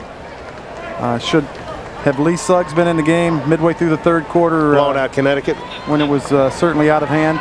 They've got bigger games in the schedule than right here at Rutgers this afternoon. 12 possessions, 6 have started in Rutgers territory. Goodness. Brunell, good pursuit that time by Rutgers. He doesn't get back to the line of scrimmage. Strung it out very well. You can see a marked improvement on the physical part of the ball up front, the front seven for Rutgers defense, just this afternoon. Watch all these guys right in here, this area right here. Swarming to the football. Watch the number of red hats getting to the football. 1, 2, 3. And that's what Greg Schiano would like to see his football team the second half. They lost the first half 28-0. How do we do in the last 30 minutes? 9 in the box right now. Out of the gun. Davis, all hands, great catch. First down to the 34. He beat Tony Berry on the slant. Good read. And we've got an injured Scarlet Knight on the 46-yard line. Doesn't Davis look taller than 6'1"? All of their receivers look taller. I mean, Wilford, that just came into the football game, number 19, has got to be 6'6". Yeah, they got him at 6'5". I mean, that's a good-looking core of receivers. Well, this is what you like with your quarterback, standing in the pocket, holding the ball to the last second. But what a tremendous job of concentration and catching the ball with your hands. So many guys. How many times have we said this over the years with the body catch? Cradling that thing into the body. You'll never make it at the next level. That's for sure. If you do not use your hand. Guy named Rice, Jay. Pretty good job. Sean Seabrooks is the injured Scarlet Knight. That was the first catch by Davis this afternoon. It was good for 13 yards. Speaking of Jerry Rice, are you surprised that he opted not to retire after San Francisco? I thought he would hang him, but he's very determined. I've seen some of those interviews. He says, "Hey man, I can still get it done." And you know how he's maniacal in terms of being, getting in shape. Well, he is like a guy that I was fortunate to play with. Art Monk was a fitness freak. I mean, track background, and Art would literally, in his 8th, 9th, 10th year, there would be kids that would be coming into the National Football League, track guys, defensive backs, running backs, and they'd work out with Art about 3 times. Yeah, that'd be and it. They'd stop. Next Saturday, our Big East Game of the Week will come your way from Boston, Massachusetts. The Boston College Eagles. They're going to host what surely will be an emotional squad from West Point. The Army Cadets, team that will be the opponent, Alumni Stadium. But you can bet they'll receive warm greetings from everyone there. That's next Saturday at noon Eastern. Boston College and Army. Seabrooks has been outstanding this afternoon. He, Berry, and Cologne have made more than their share of tackles. But after meeting with Greg Schiano and his coaching staff yesterday, it sounds like their training room is full. Tough break for Seabrooks. So you got to like this guy. 35 years old, youngest coach in Division I football that's a head coach. Well, he's got some serious football pedigree too. And you know what? He's been around some great programs. We mentioned it earlier. Runs a tight ship, likes to have his hands on everything. And certainly everybody here hopes he turns this thing around. Grant Knoll, 13 of 18 passing, 113 yards, 3 touchdowns, all in the first half. Burnell, nice spin, 24-yard line, first down, Virginia Tech. Gary Brackett with the tackle. When we met yesterday with Ricky Bussell, he said one thing. He says, Burnell got here at the same time that Lee Suggs did. He says, we've been waiting on him to really step up. He said he started it last spring, had a tremendous spring, and really didn't have the expectation of getting a lot of playing time, but it speaks volumes for his preparation during the offseason. Got 11 rushes for 76 yards to this point. Going for more, make it 12. Picks up about 4 more. Penalty flag on the play late. Torrance Hagee on the tackle for Rutgers. They don't pay officials by the flag, do they? This has been a busy group this afternoon. 31-0 Virginia Tech. Illegal chop block. Tech got 4 scores in the first quarter. Burnell, a 1-yard run. Ferguson passes to, Knoll passes to Ferguson for 3, Hawkins for 16, and Parham for 5. Illegal block, below the waist, on the offensive team, 15-yard penalty from the spot of the foul. Replay, second down. 5:42 to go, third quarter. Big East football. We begin our 2001 season. Glad you're with us for our coverage at Rutgers. Dave Sims, Jeff Bostic, and John Sanders with you and our Big East crew here in Central Jersey. Nice to be back. Good-looking day as try to return to their normal lives here in the US of A after the September 11th attack on the World Trade Center. Virginia Tech, 4 penalties, 60 yards. Good play there by Raheem Orr, number 1 for Rutgers. 6'4", 240, a junior out of nearby Elizabeth, New Jersey. Coming off a high ankle sprain a couple of weeks ago against Buffalo.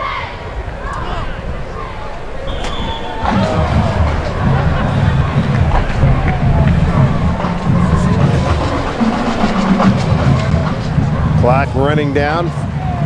Under 5 minutes to go here in the third quarter. Grant Knoll taking over for Michael Vick. They're looking for that old shovel pass, and Grant Knoll takes it down. Takes a pop on the sideline from Dwayne Thompson. Picked up about 4 or 5.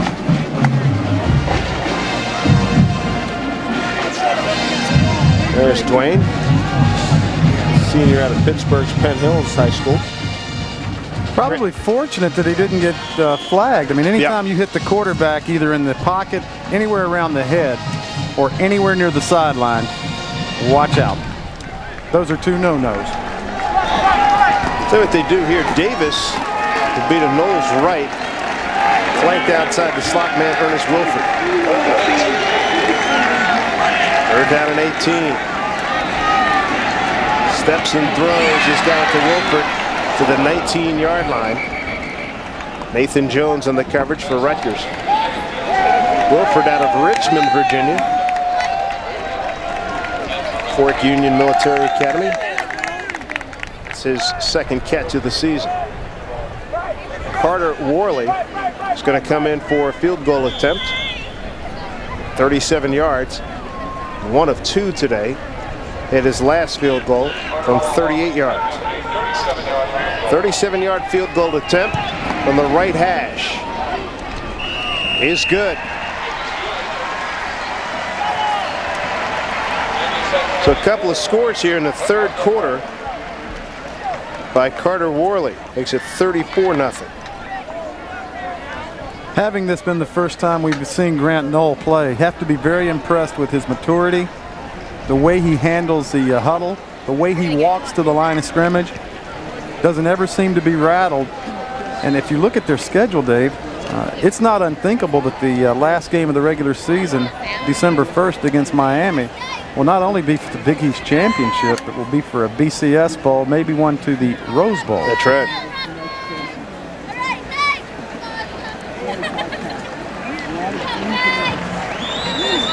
Take a peek at the Virginia Tech Hokies schedule. The 29th, they play a good Central Florida team. Mike Kruzik, former teammate of mine, Pittsburgh Steeler, traveled to Morgantown and play West Virginia.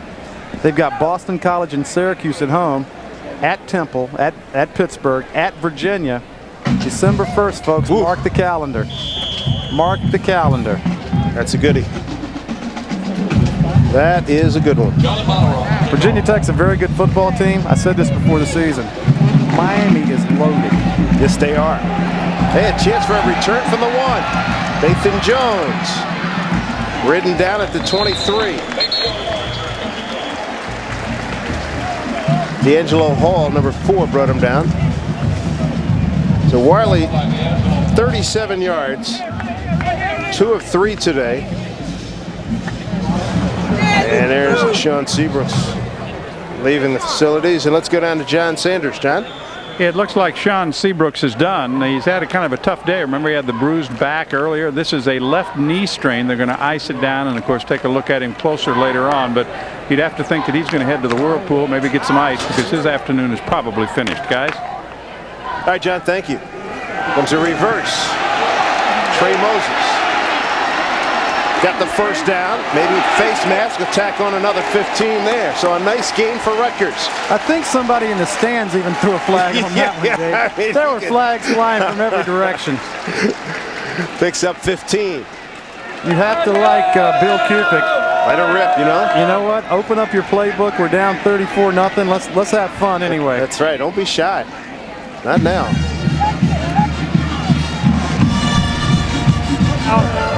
Grasping the face mask.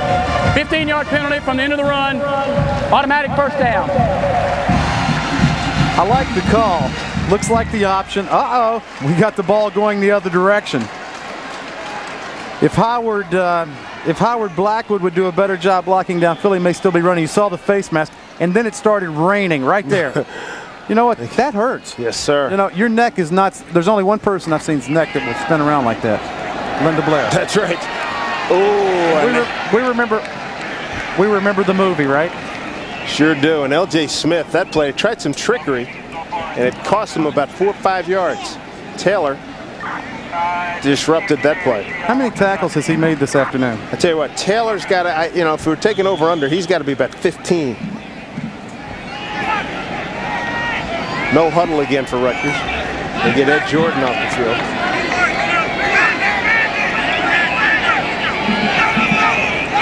And in motion is Aaron Martin. Cubitt got some time. Pumps. Now under some pressure. Oh, he lost. That's a fumble, folks. That is a fumble. Taylor tried to pick it up.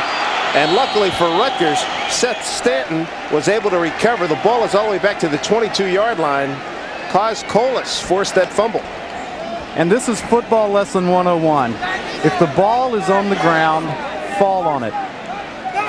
You see the type of speed that this defense has. Colas is able to get to Cubitt from behind. The ball stays on the ground. Fall on it, Ben. Fall on it, Ben. Wanted a little 6 spot next to his name. They lose 25 yards on that play. Run the draw. Guess who? Nothing doing. Number 40, Ben Taylor, with yet another tackle. That's right.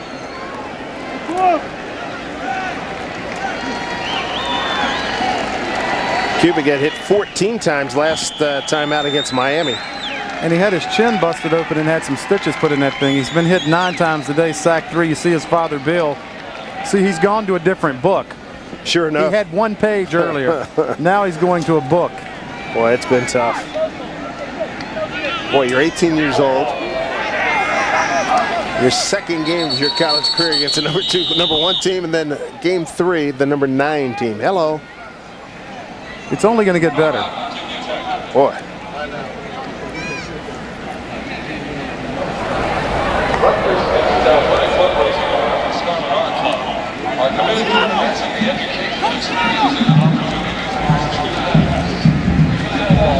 Well, one thing that they're doing a lot of here at Rutgers is promoting the fact that Greg Schiano is their new coach, and John Sanders will pick up the rest of the story. The rest of the story is a pretty good one, actually, and they have enlisted some of their better-known alumni to help them publicize this football team. Take a look at this commercial for Rutgers football. At 732-932. Feels good to be. Terrific, very innovative. James Gandolfini, one of the outstanding alums from Rutgers, as the Scarlet Knights kick it away. Gentlemen. Thanks, John. Very effective spot. Mike Barr's been very active. That was his 7th punt. Been averaging 39.8 on his yardage. And Virginia Tech, that was a 34-yard punt. Tech will have in good shape at their own 40. Well, is Greg Schiano the guy, Jeff Bostic? Well, history would say no. I mean, you look at the record of Terry Shea, Doug Graver, Dick Anderson, Frank Burns. Nobody. It's been somewhat of a coach's graveyard here. He has certainly got an uphill challenge. Being a Jersey guy, he wanted this job. Be careful what you ask for sometimes. Got a lot of people rooting for him. A lot of first teamers still in there. Jones scrambled out of an initial tackle. And you notice one thing about the Virginia Tech offensive linemen. Look at all those orange things on there, on the legs, the knee braces, those knee braces. That is something that the coaches throughout the country should require their players to wear. You see those things, folks? Knee stabilizers? I've been through 3 knee operations, and believe me, none of them were fun. And those things are amazing at saving ligament damage and time off the field. If you're a high school kid or a college kid, pros, I have been on a couple guys with the Washington Redskins. Put those things on. Jones bounces one up the middle. About a 2-yard gain. And they look pretty simple. You see the knee braces early, those little orange things, late flag. Your knees are what keeps you in the game. Now, obviously, when you've got knees that big, you don't need a whole lot of protection. What's the weight on those? Those things are remarkably light. I would say each one of those knee braces may weigh 2.5 pounds. That's not bad at all. It may not be that heavy, but they're tested somewhere in the vicinity of 2,000 pounds. It's enough for a first down. Unsportsmanlike penalty against Rutgers gives Virginia Tech enough yardage for a first down. Our attendance today here at Rutgers Stadium, 27,514, 27514. And I don't think they can be disappointed with the defensive performance or their special teams. Right. You're dealing with a freshman quarterback. Freshmen quarterback are going to play like freshmen. Against a fabulous defensive unit. Oh, airing it out. Davis is there. Touchdown! Oh, they wipe it off. There's a penalty flag, however, at the 5. It looked like Davis made the catch. Tony Berry covering for Rutgers. Tony Berry's going to get called for interference, and he's trying to plead his case. But Davis separated from him with the speed and with the bump. There's a penalty marker. Tony, a senior out of Rome, New York.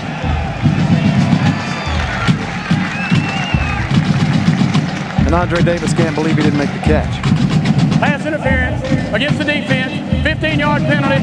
Automatic first down. Once again, Berry's man-to-man. I really don't see a lot of contact right there.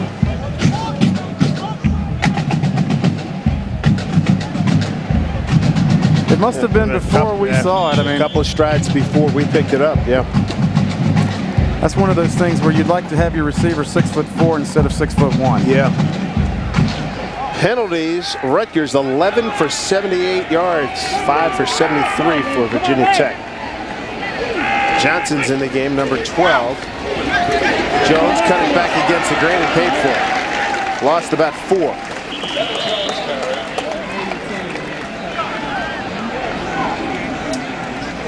Alfred Peterson on the stop, along with Leonard for Rutgers as we near the end of the third quarter here at Rutgers Stadium. Home opener for Greg Schiano and his new coaching staff. It's been all Virginia Tech. Hokies get 6 points here in the third quarter. But one of the strong points of this ball club has been their defense. They have been unrelenting, and they've done a real good job shutting down Rutgers. It's 34-zip by Tech. Start of the fourth quarter here at Rutgers University. And Virginia Tech on the move once again from the 30-yard line of Rutgers. Virginia Tech time of possession through 3 quarters, 26 minutes and 31 seconds. Rutgers 18 minutes and 29 seconds.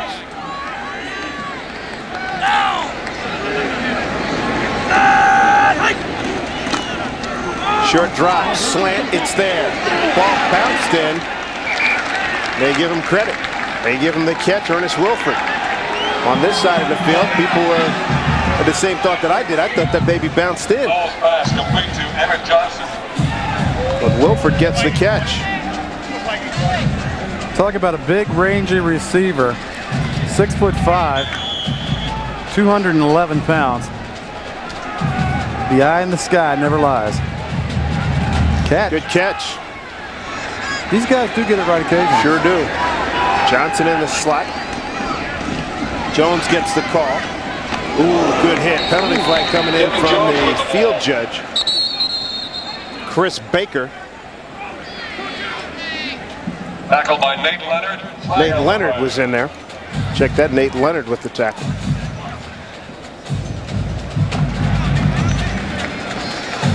Penalty going to be assessed against Virginia Tech. I tell you, Kevin Jones has got a couple of shots put on him today. Yes, he has. Welcome to big-time college football. Welcome to Piscataway. I hope you enjoy your visit. Yeah, really. You know, that's not good as a running back when the back part of your block in the back on the offensive team, 10 yards from the previous spot. Replay, first down. I think a lot of that, too. He spins so much, too, so You'll see him get put down. Right here. Good lick. Boom. Oh, that's the lick right there, Nate Leonard. Hey, big-time recruit. My name's Nate Leonard. Welcome to Rutgers. Yeah. 12 carries, 46 yards, and a couple of bruises. Yeah, he got hit up in the facial area first half.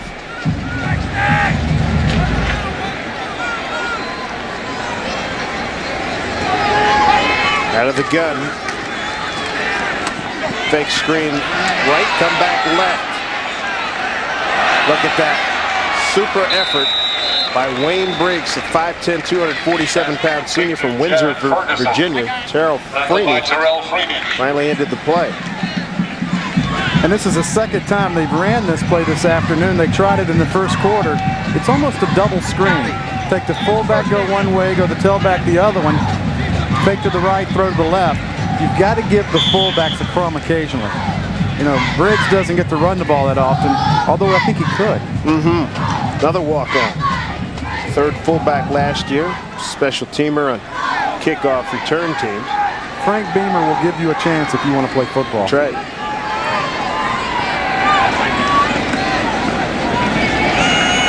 Knoll hung in there beautifully. Touchdown!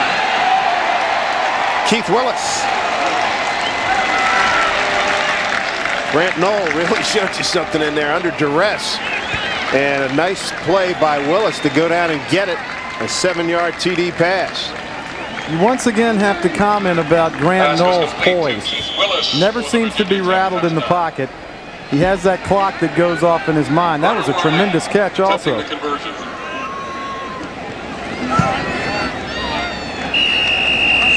Point after is good. No doubt about that one. But Grant Knoll will be wending his way back to Blacksburg, Virginia. A happy young man. 4 TD passes on the afternoon. This one will hook up to Keith Willis. Willis's first TD catch this season. 41 zip. Attack. 41-0 Virginia Tech over Rutgers here in the fourth quarter. Not quite a minute in. John Mullerow to kick it off for Virginia Tech. Another sailor. This one caught 2 yards deep by Jones. 10, 15, 20. 24-yard line.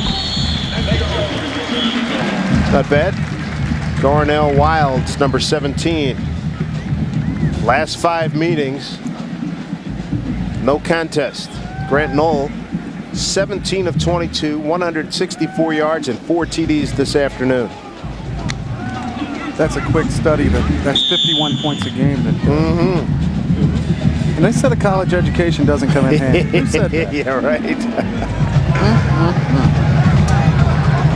Cuban is still in there at quarterback.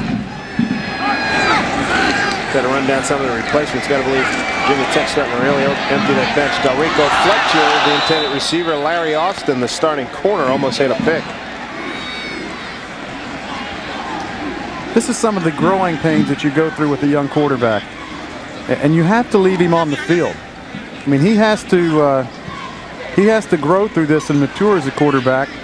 And they're going to go back and watch the tape tomorrow. And he's going to realize, you know what? I did some pretty dumb things with the football, but he's going to learn from it. Different ball carrier this time. That was Marcus Jones, a freshman out of St. Augustine, Florida. T.J. Jackson on the tackle.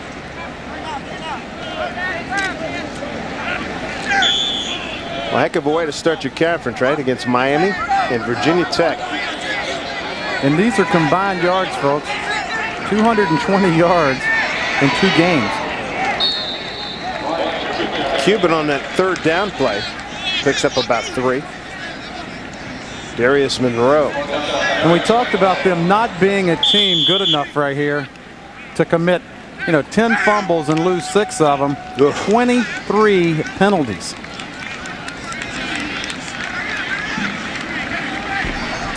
And another 3 and out.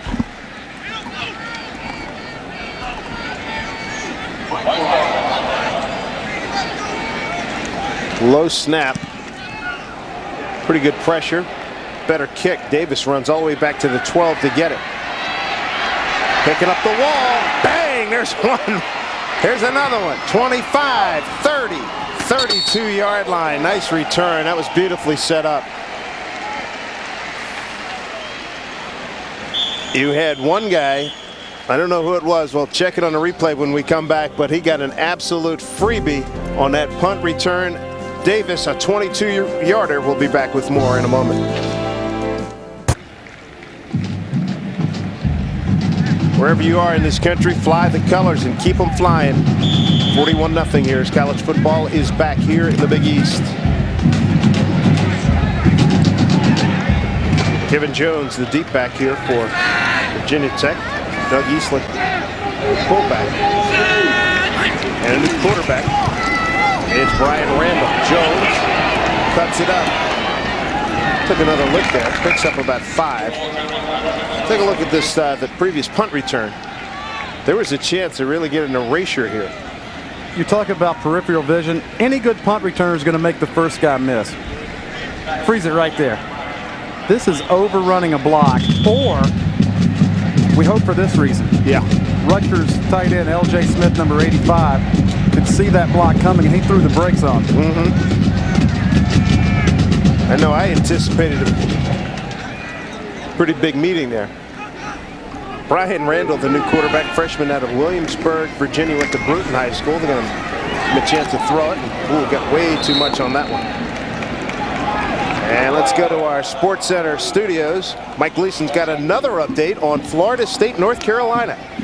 That's right, Dave. Another update and another North Carolina touchdown. Darian Durant with 2 touchdown passes. This time it's Ronald Curry throwing off his back foot 53 yards to a wide open Corey Bailey. 20 unanswered points. 27-9 Carolina over the Noles. Dave? Boy, that changes the landscape of college football, doesn't it? This is Big East football from Piscataway, New Jersey. Number 9, Virginia Tech taking on Rutgers. Dave Sims, Jeff Bostic, and John Sanders. Nice run there by Brian Randall. Brought down by Alfred Peterson. But all Virginia Tech, 28 points in the first quarter. Took advantage of several turnovers. Grant Knoll, the quarterback, has had a fabulous day with 4 TD passes. Carter Worley's got 2 field goals, both coming in the third quarter. Who would have ever thought North Carolina to beat Florida State? 11-0-1 all time, and there was a run there where they were close to Florida State, but of late, it hasn't been a contest. Give it to the fullback. First down to the 40. Doug Eastlick out of Marlton, New Jersey. Terrell Freeney brought him down. He had to get Doug Eastlick some action here, being a Marlton, New Jersey guy. About an hour south of here, went to Cherokee High School. And it sounds like from Mike Gleason's reports that Ronald Curry, another Virginia product, his playing time and playing days at North Carolina in football may very well be coming to an end. You betcha. I remember seeing him in the McDonald's All-American game. He was a heralded basketball player, All-American in hoops, All-American quarterback. But it has not worked out for Ronald Curry at Chapel Hill. And everybody thought he was a better football player than basketball. It's kind of tough to be competing at this level in 2 different sports. You bet. Don't forget, next week, Big East football continues. We'll head up to Boston. It'll be the Army Cadets against Willie Green and the Boston College Eagles. That's next Saturday at noon Eastern time. Make sure you join us for that. The nation goes on as our president has asked, and so does our schedule here on the Big East Network. Grant Knoll, 17 of 22 today, 164 yards and 4 touchdowns. We saw that picture of Grant Knoll with the ice bag on his left arm, right? He's I believe that was, yeah. Injured Rutgers player, Nate Colon. I think Nate in the first half had to have had at least a dozen tackles. Nate Colon. Tell you what, he's played one heck of a game. I'm not sure they can afford any more injuries to their secondary. No, sir. We earlier in the game saw Seabrooks leave with a knee injury. And this is a team that simply does not have enough depth to continue to lose healthy bodies.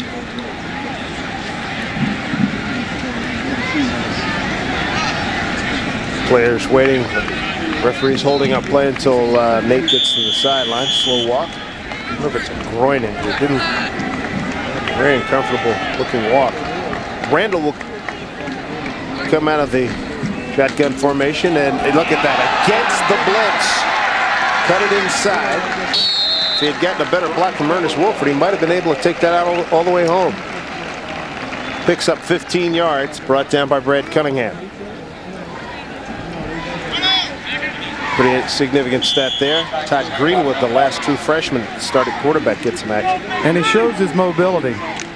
You know what? Looks a little bit like a running back there. You know, cutting, and look at the guy blocking downfield, number 7, Kevin Jones. That's showing me something.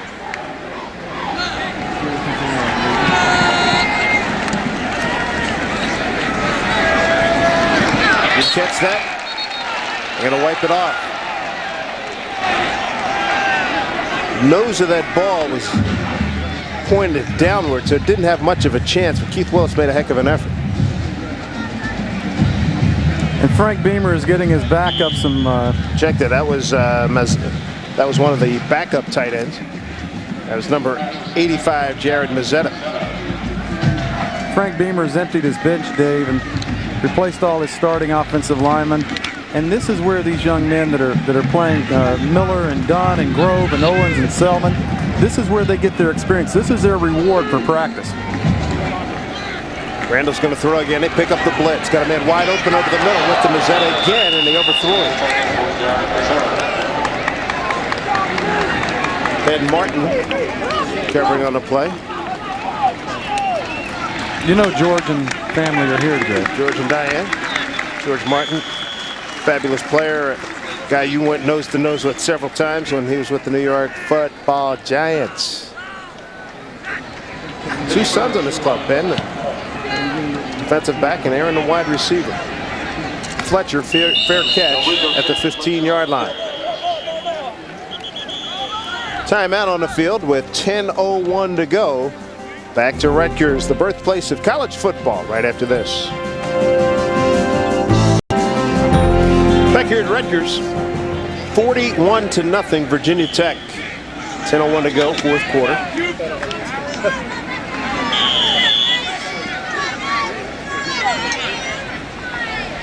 Got to run down some of these personnel changes for Rutgers on that first offensive unit. Looks like they've got most of them still in the ball game.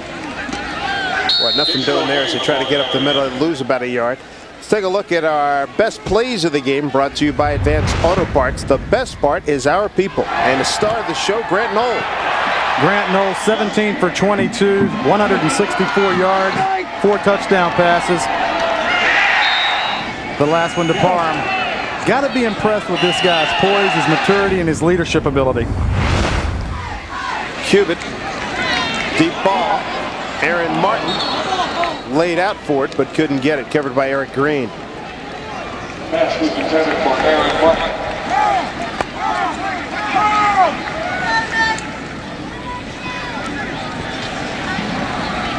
Wonder what's going through Ryan Cubitt's mind right now. You know, well, I think that's a terrific question. You've been out on the football field the last 2 contests. You've been outscored 102-0. You played 2 of the top teams in the nation. Screen dropped by L.J. Smith. And your veteran tight end dropped your screen pass. Penalty flag on the play, though.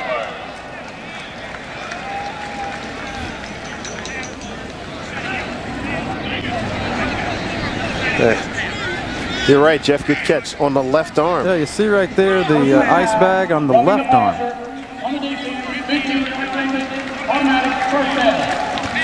He could take the shoulder pads off. He ain't playing anymore. His offensive coordinator, Ricky Bussell, really spoke volumes of this guy down on the field before the game.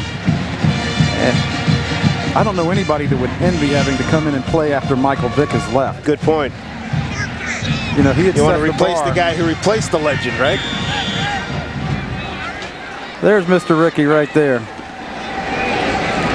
O'Henny for about 2. Little trivia. Ricky Bussell was a starting wide receiver my freshman year. There he is right there, Mr. Bussell in his, his cool Oakley sunglasses. He was the starting wide receiver in front of what Super Bowl champion? Well, I know. I've been working for 5 years. I know the answer. Number 87, Dwight Clark. The mastermind of the little thing called the catch. Yeah, I saw that the other day. I was watching with my youngest son. I got a kick out of watching that. Here's a ball up in the air. Good effort. Did he come down with it? No, sir. Good effort by Sean Carty, the junior from Somerville, New Jersey. Good effort. We mentioned this guy's name earlier. I know you're a trivia buff. You know what? Great effort by Carty. Unable to get the ball down in bounds. And it seems to me that Kubik, he throws the ball and kind of doesn't finish his arm. It kind of flies on him. Carty getting off the ground. Good athleticism. Almost. Obviously, the ball hits the ground. Good call by the guys in the striped shirts. I got a trivia question. Loose ball, so Rutgers now 1 out of 12. 1 out of 12 on third down situations this afternoon. We talked about this guy earlier in the game, Bud Wilkinson. Where did he end his coaching career? Arizona Cardinals. St. Louis Cardinals, 1979. Good job. You're a wealth of knowledge right now. Try to put some of it to use. We talked about that college education earlier. Yeah, right. 8:12 to go here in the fourth quarter. Mike Barr's got one completed pass today. No, it's not. Oh, there's a block. It's only a matter of time. They pick it up. They can get a touch. Touchdown.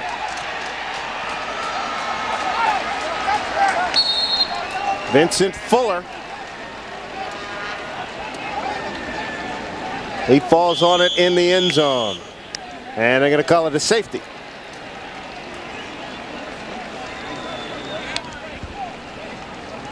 This should come to no surprise to anybody that has watched Virginia Tech football over the 90s and even into 2001.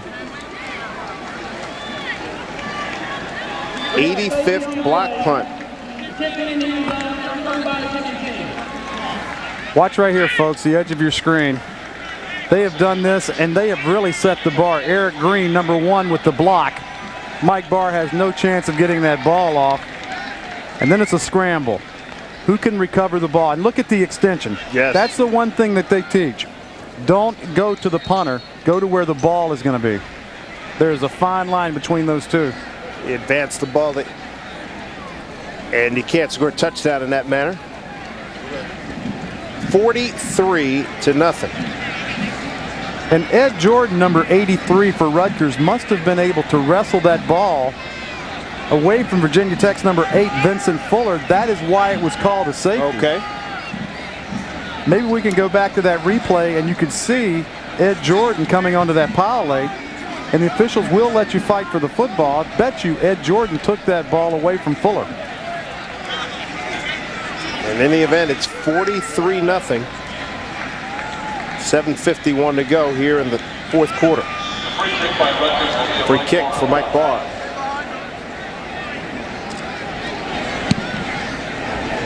Not bad. Davis will take it. 22-yard line. Got some help. Got some people knocked down. And Davis takes it to the 46, 47-yard line. Nathan Jones brings him down. Fuller looks like he's got this thing, right? He hits the ground there. The ball pops out, and look at Jordan. Sticks his arm right there. I'll tell you what, I even scare myself at times. Good hustle by Jordan. Save 5 points. Greg Schiano and his coaching staff are going to look at this tape tomorrow. He may look at it tonight, knowing him. Oh, well, no, I don't think he will not be disappointed by his team's effort the second half. Randall, good starting position. Swings it out to his fullback. And that time Wayne Briggs. And, you know, Virginia Tech has a well-known reputation for special teams. Last year's meeting with Rutgers at Blacksburg, they did it again. First came a block, then a muff snap contributed to a turnover in the punting game.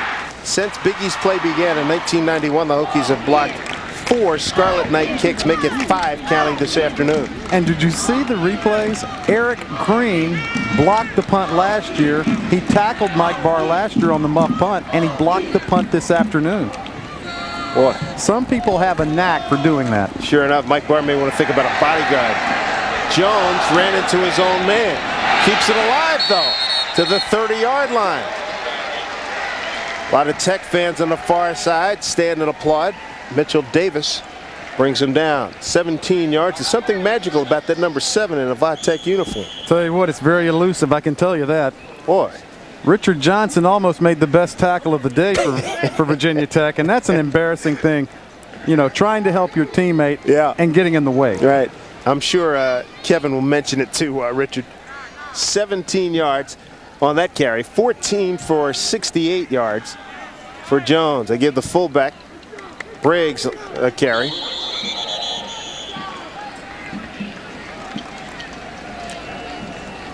Long afternoon for Rutgers. Chance for a lot of people to get to play for Virginia Tech. I think if you'd ask Frank Beamer, you know, assess the play of your football team this afternoon, a game that you were heavily favored in, a game that you were scheduled to have a fairly easy time with. I think, A, he would be very happy with the effort of his defense, namely Ben Taylor. He would like his special teams to be a little bit sharper, and I think he would be disappointed with the way his offense has played today, except for Grant Knoll.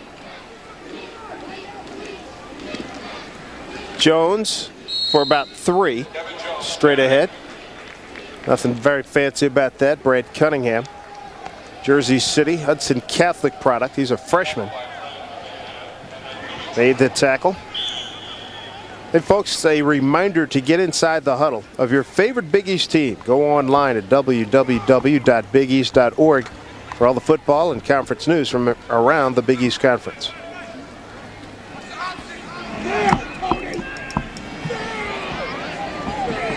Coming up on 5.5 minutes. 3rd down and 6 for Virginia Tech. Randall's got a little zip on his arm there. Caught by Johnson and run out of bounds by Dwayne Thompson. Complete to Richard Johnson. Richard Johnson, he's a redshirt freshman out of Baltimore, Maryland. You can't hardly talk about a Virginia Tech football player without talking about speed. And this is a guy that certainly possesses it. How about Randall? Top player in Virginia last season, number 2 in the nation, number 4 quarterback in the nation. 2,826 passing yards, 2,169 rushing yards the last 2 years, and 58 touchdowns. Well, this is what a guy like Michael Vick does for your program. It elevates it to the elite programs of the country.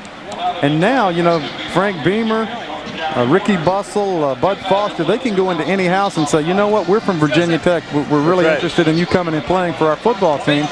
And they get instant credibility. That's right. The door doesn't get slammed in the face. Oh, excuse me, we're not home right now. We're on the way out to shopping. You know, nothing like that. They answer the call. Got a medical innovation that John Sanders wants to share with us. John, what do you have?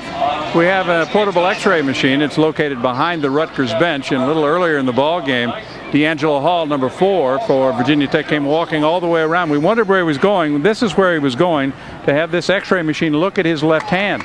As it turns out, he does have a broken bone in his left hand.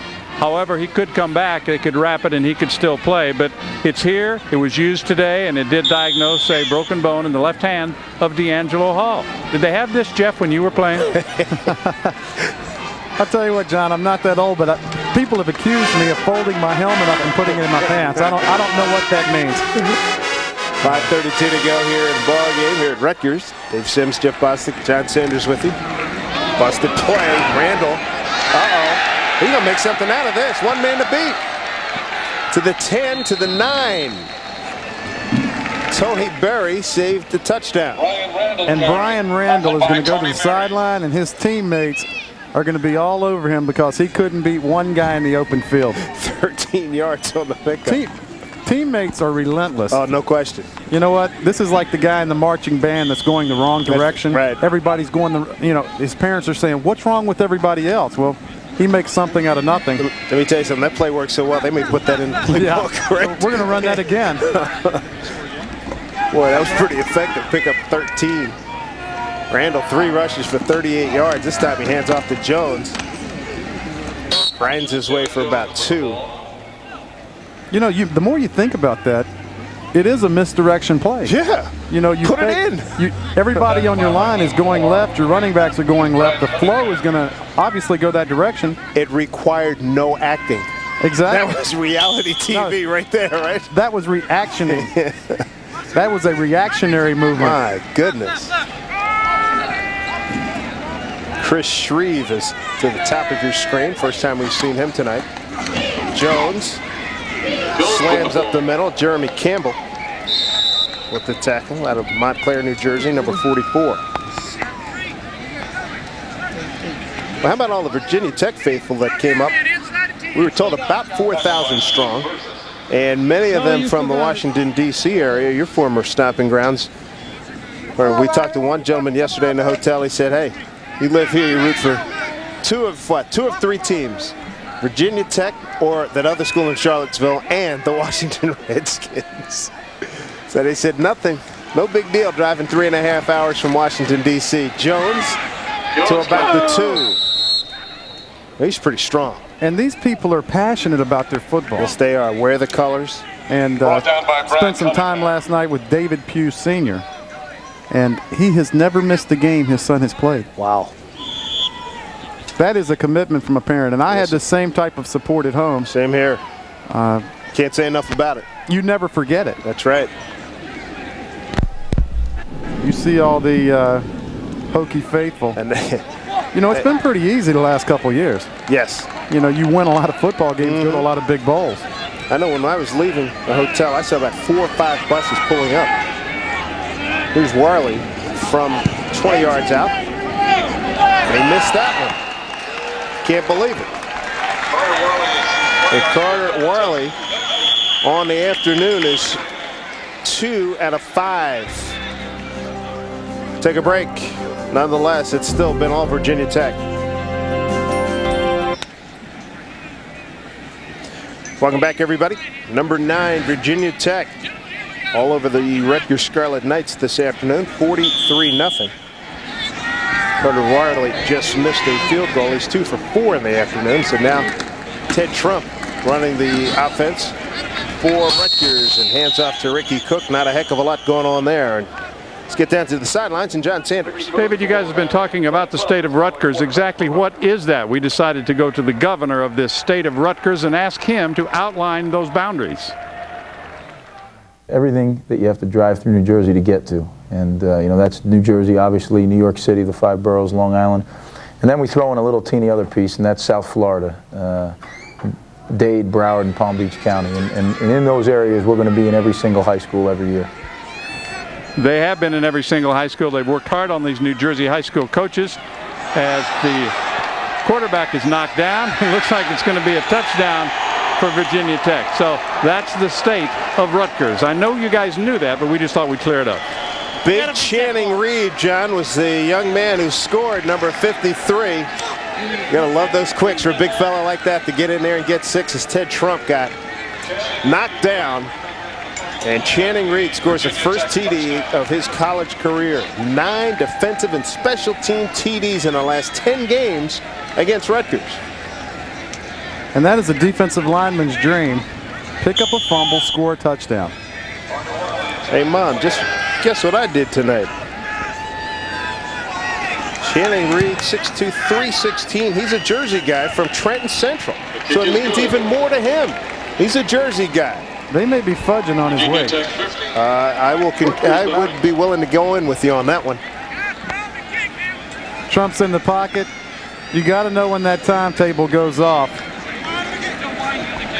Pressure by Jim Davis. Channing Reed picks up the fumble. This is not where a quarterback wants. Look at this. Boy, he beat his man. Look at this. Look at this. Both hands on the ball. Sir. Good job by the big guy. I got 6. But I think they somewhat cheated him on the 316-pound thing. Boy, that's got to feel good for that young man. Look at him. He can't quit smiling. That's it. He said, yeah, I outran him the whole way. And who was it that he beat on that and picking up the fumble? See right here, this is where all big guys, right here at the belly section. He's got a little bit of that, but you got to have that to play that position. But he can tell you every outstanding place to get a meal in Blacksburg. In Blacksburg, yes, sir. So when we go there, we're looking that young man up. You would probably ask him, what is your favorite meal? My last one. Well, I love it when linemen score because there's nothing like that kind of smile. Hey, man, look what I did. I played with a guy that he makes big men feel small. Joe Jacoby. Big Joe, yeah. 6'8", 325 pounds. He scored a touchdown in Minneapolis playing the Vikings, and he jumped on the ball. We thought he crushed it. I mean,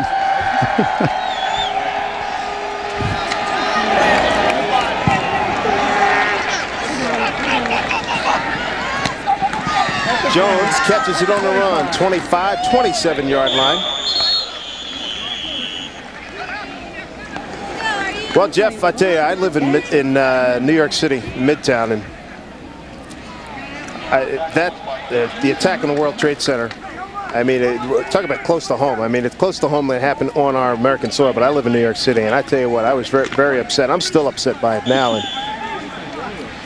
this has been, I mean, usually we like to bring a high-energy game, a high-energy broadcast, and yeah, this has been tough from a Rutgers standpoint, 50 zip with 2:10 to go. But I'll tell you what, I am glad, as Lee Greenwood sings, proud to be an American, and glad we could be here, and folks could come together and not be afraid and come together in this ballpark and get college football back together. As President Bush said, hey, man, let's get back and return our lives to normal as much as we possibly can. And I said this off the air when they finished singing the national anthem and God Bless America. I don't think you will ever, as an American, look at that flag and sing your national anthem and not have a different feeling than you did before September 11th. No question. I'll tell you what, I think I join with you and a whole bunch of other people. Fierce determination to do whatever has to get done. You have to defend your soil. Somebody told me a long time ago before I got into this business, when you're sitting in our chairs, there are three things you don't talk about: politics, religion, and how I, play my prevent defense. Okay? But I think sometimes you really have to step outside of that circle. No doubt about it. We're fortunate to be able to broadcast a game and be at a game. But first and foremost, we're first of all fortunate to be Americans. We don't know how good we have it in this country. You don't. I'll tell you what, and again, our hearts and our prayers go out to everyone who lost friends and family and loved ones in that just heinous attack. I mean, it was. But if you're passing out kudos, the firefighters in New York City have been phenomenal. The police and rescue squads, EMS, volunteers. You bet. I've seen it too. I went down to Rudolph Giuliani. I don't know. He's got a huge hero. Huge. He's been outstanding, and it was really energizing to go down. My wife and I made a contribution down to the Red Cross, and I tell you what, there was overflow crowd on 14th Street. And hearing from some folks today, said the same thing all over New York City, all over down at Ground Zero, etc. Well, this one is in the books, and I tell you what, you look at a police officer in a different light now too, don't you? They're your friends. Positive. Oh, yeah. They're your friends. I think our stage manager, Steve Kerper, stats, John Lombardo and Rich Freesia, and our spotter, Darren Fenster. Thanks for Freddie Hill's baseball team here at Rutgers University. Tough home conference opener, home opener for Greg Schiano.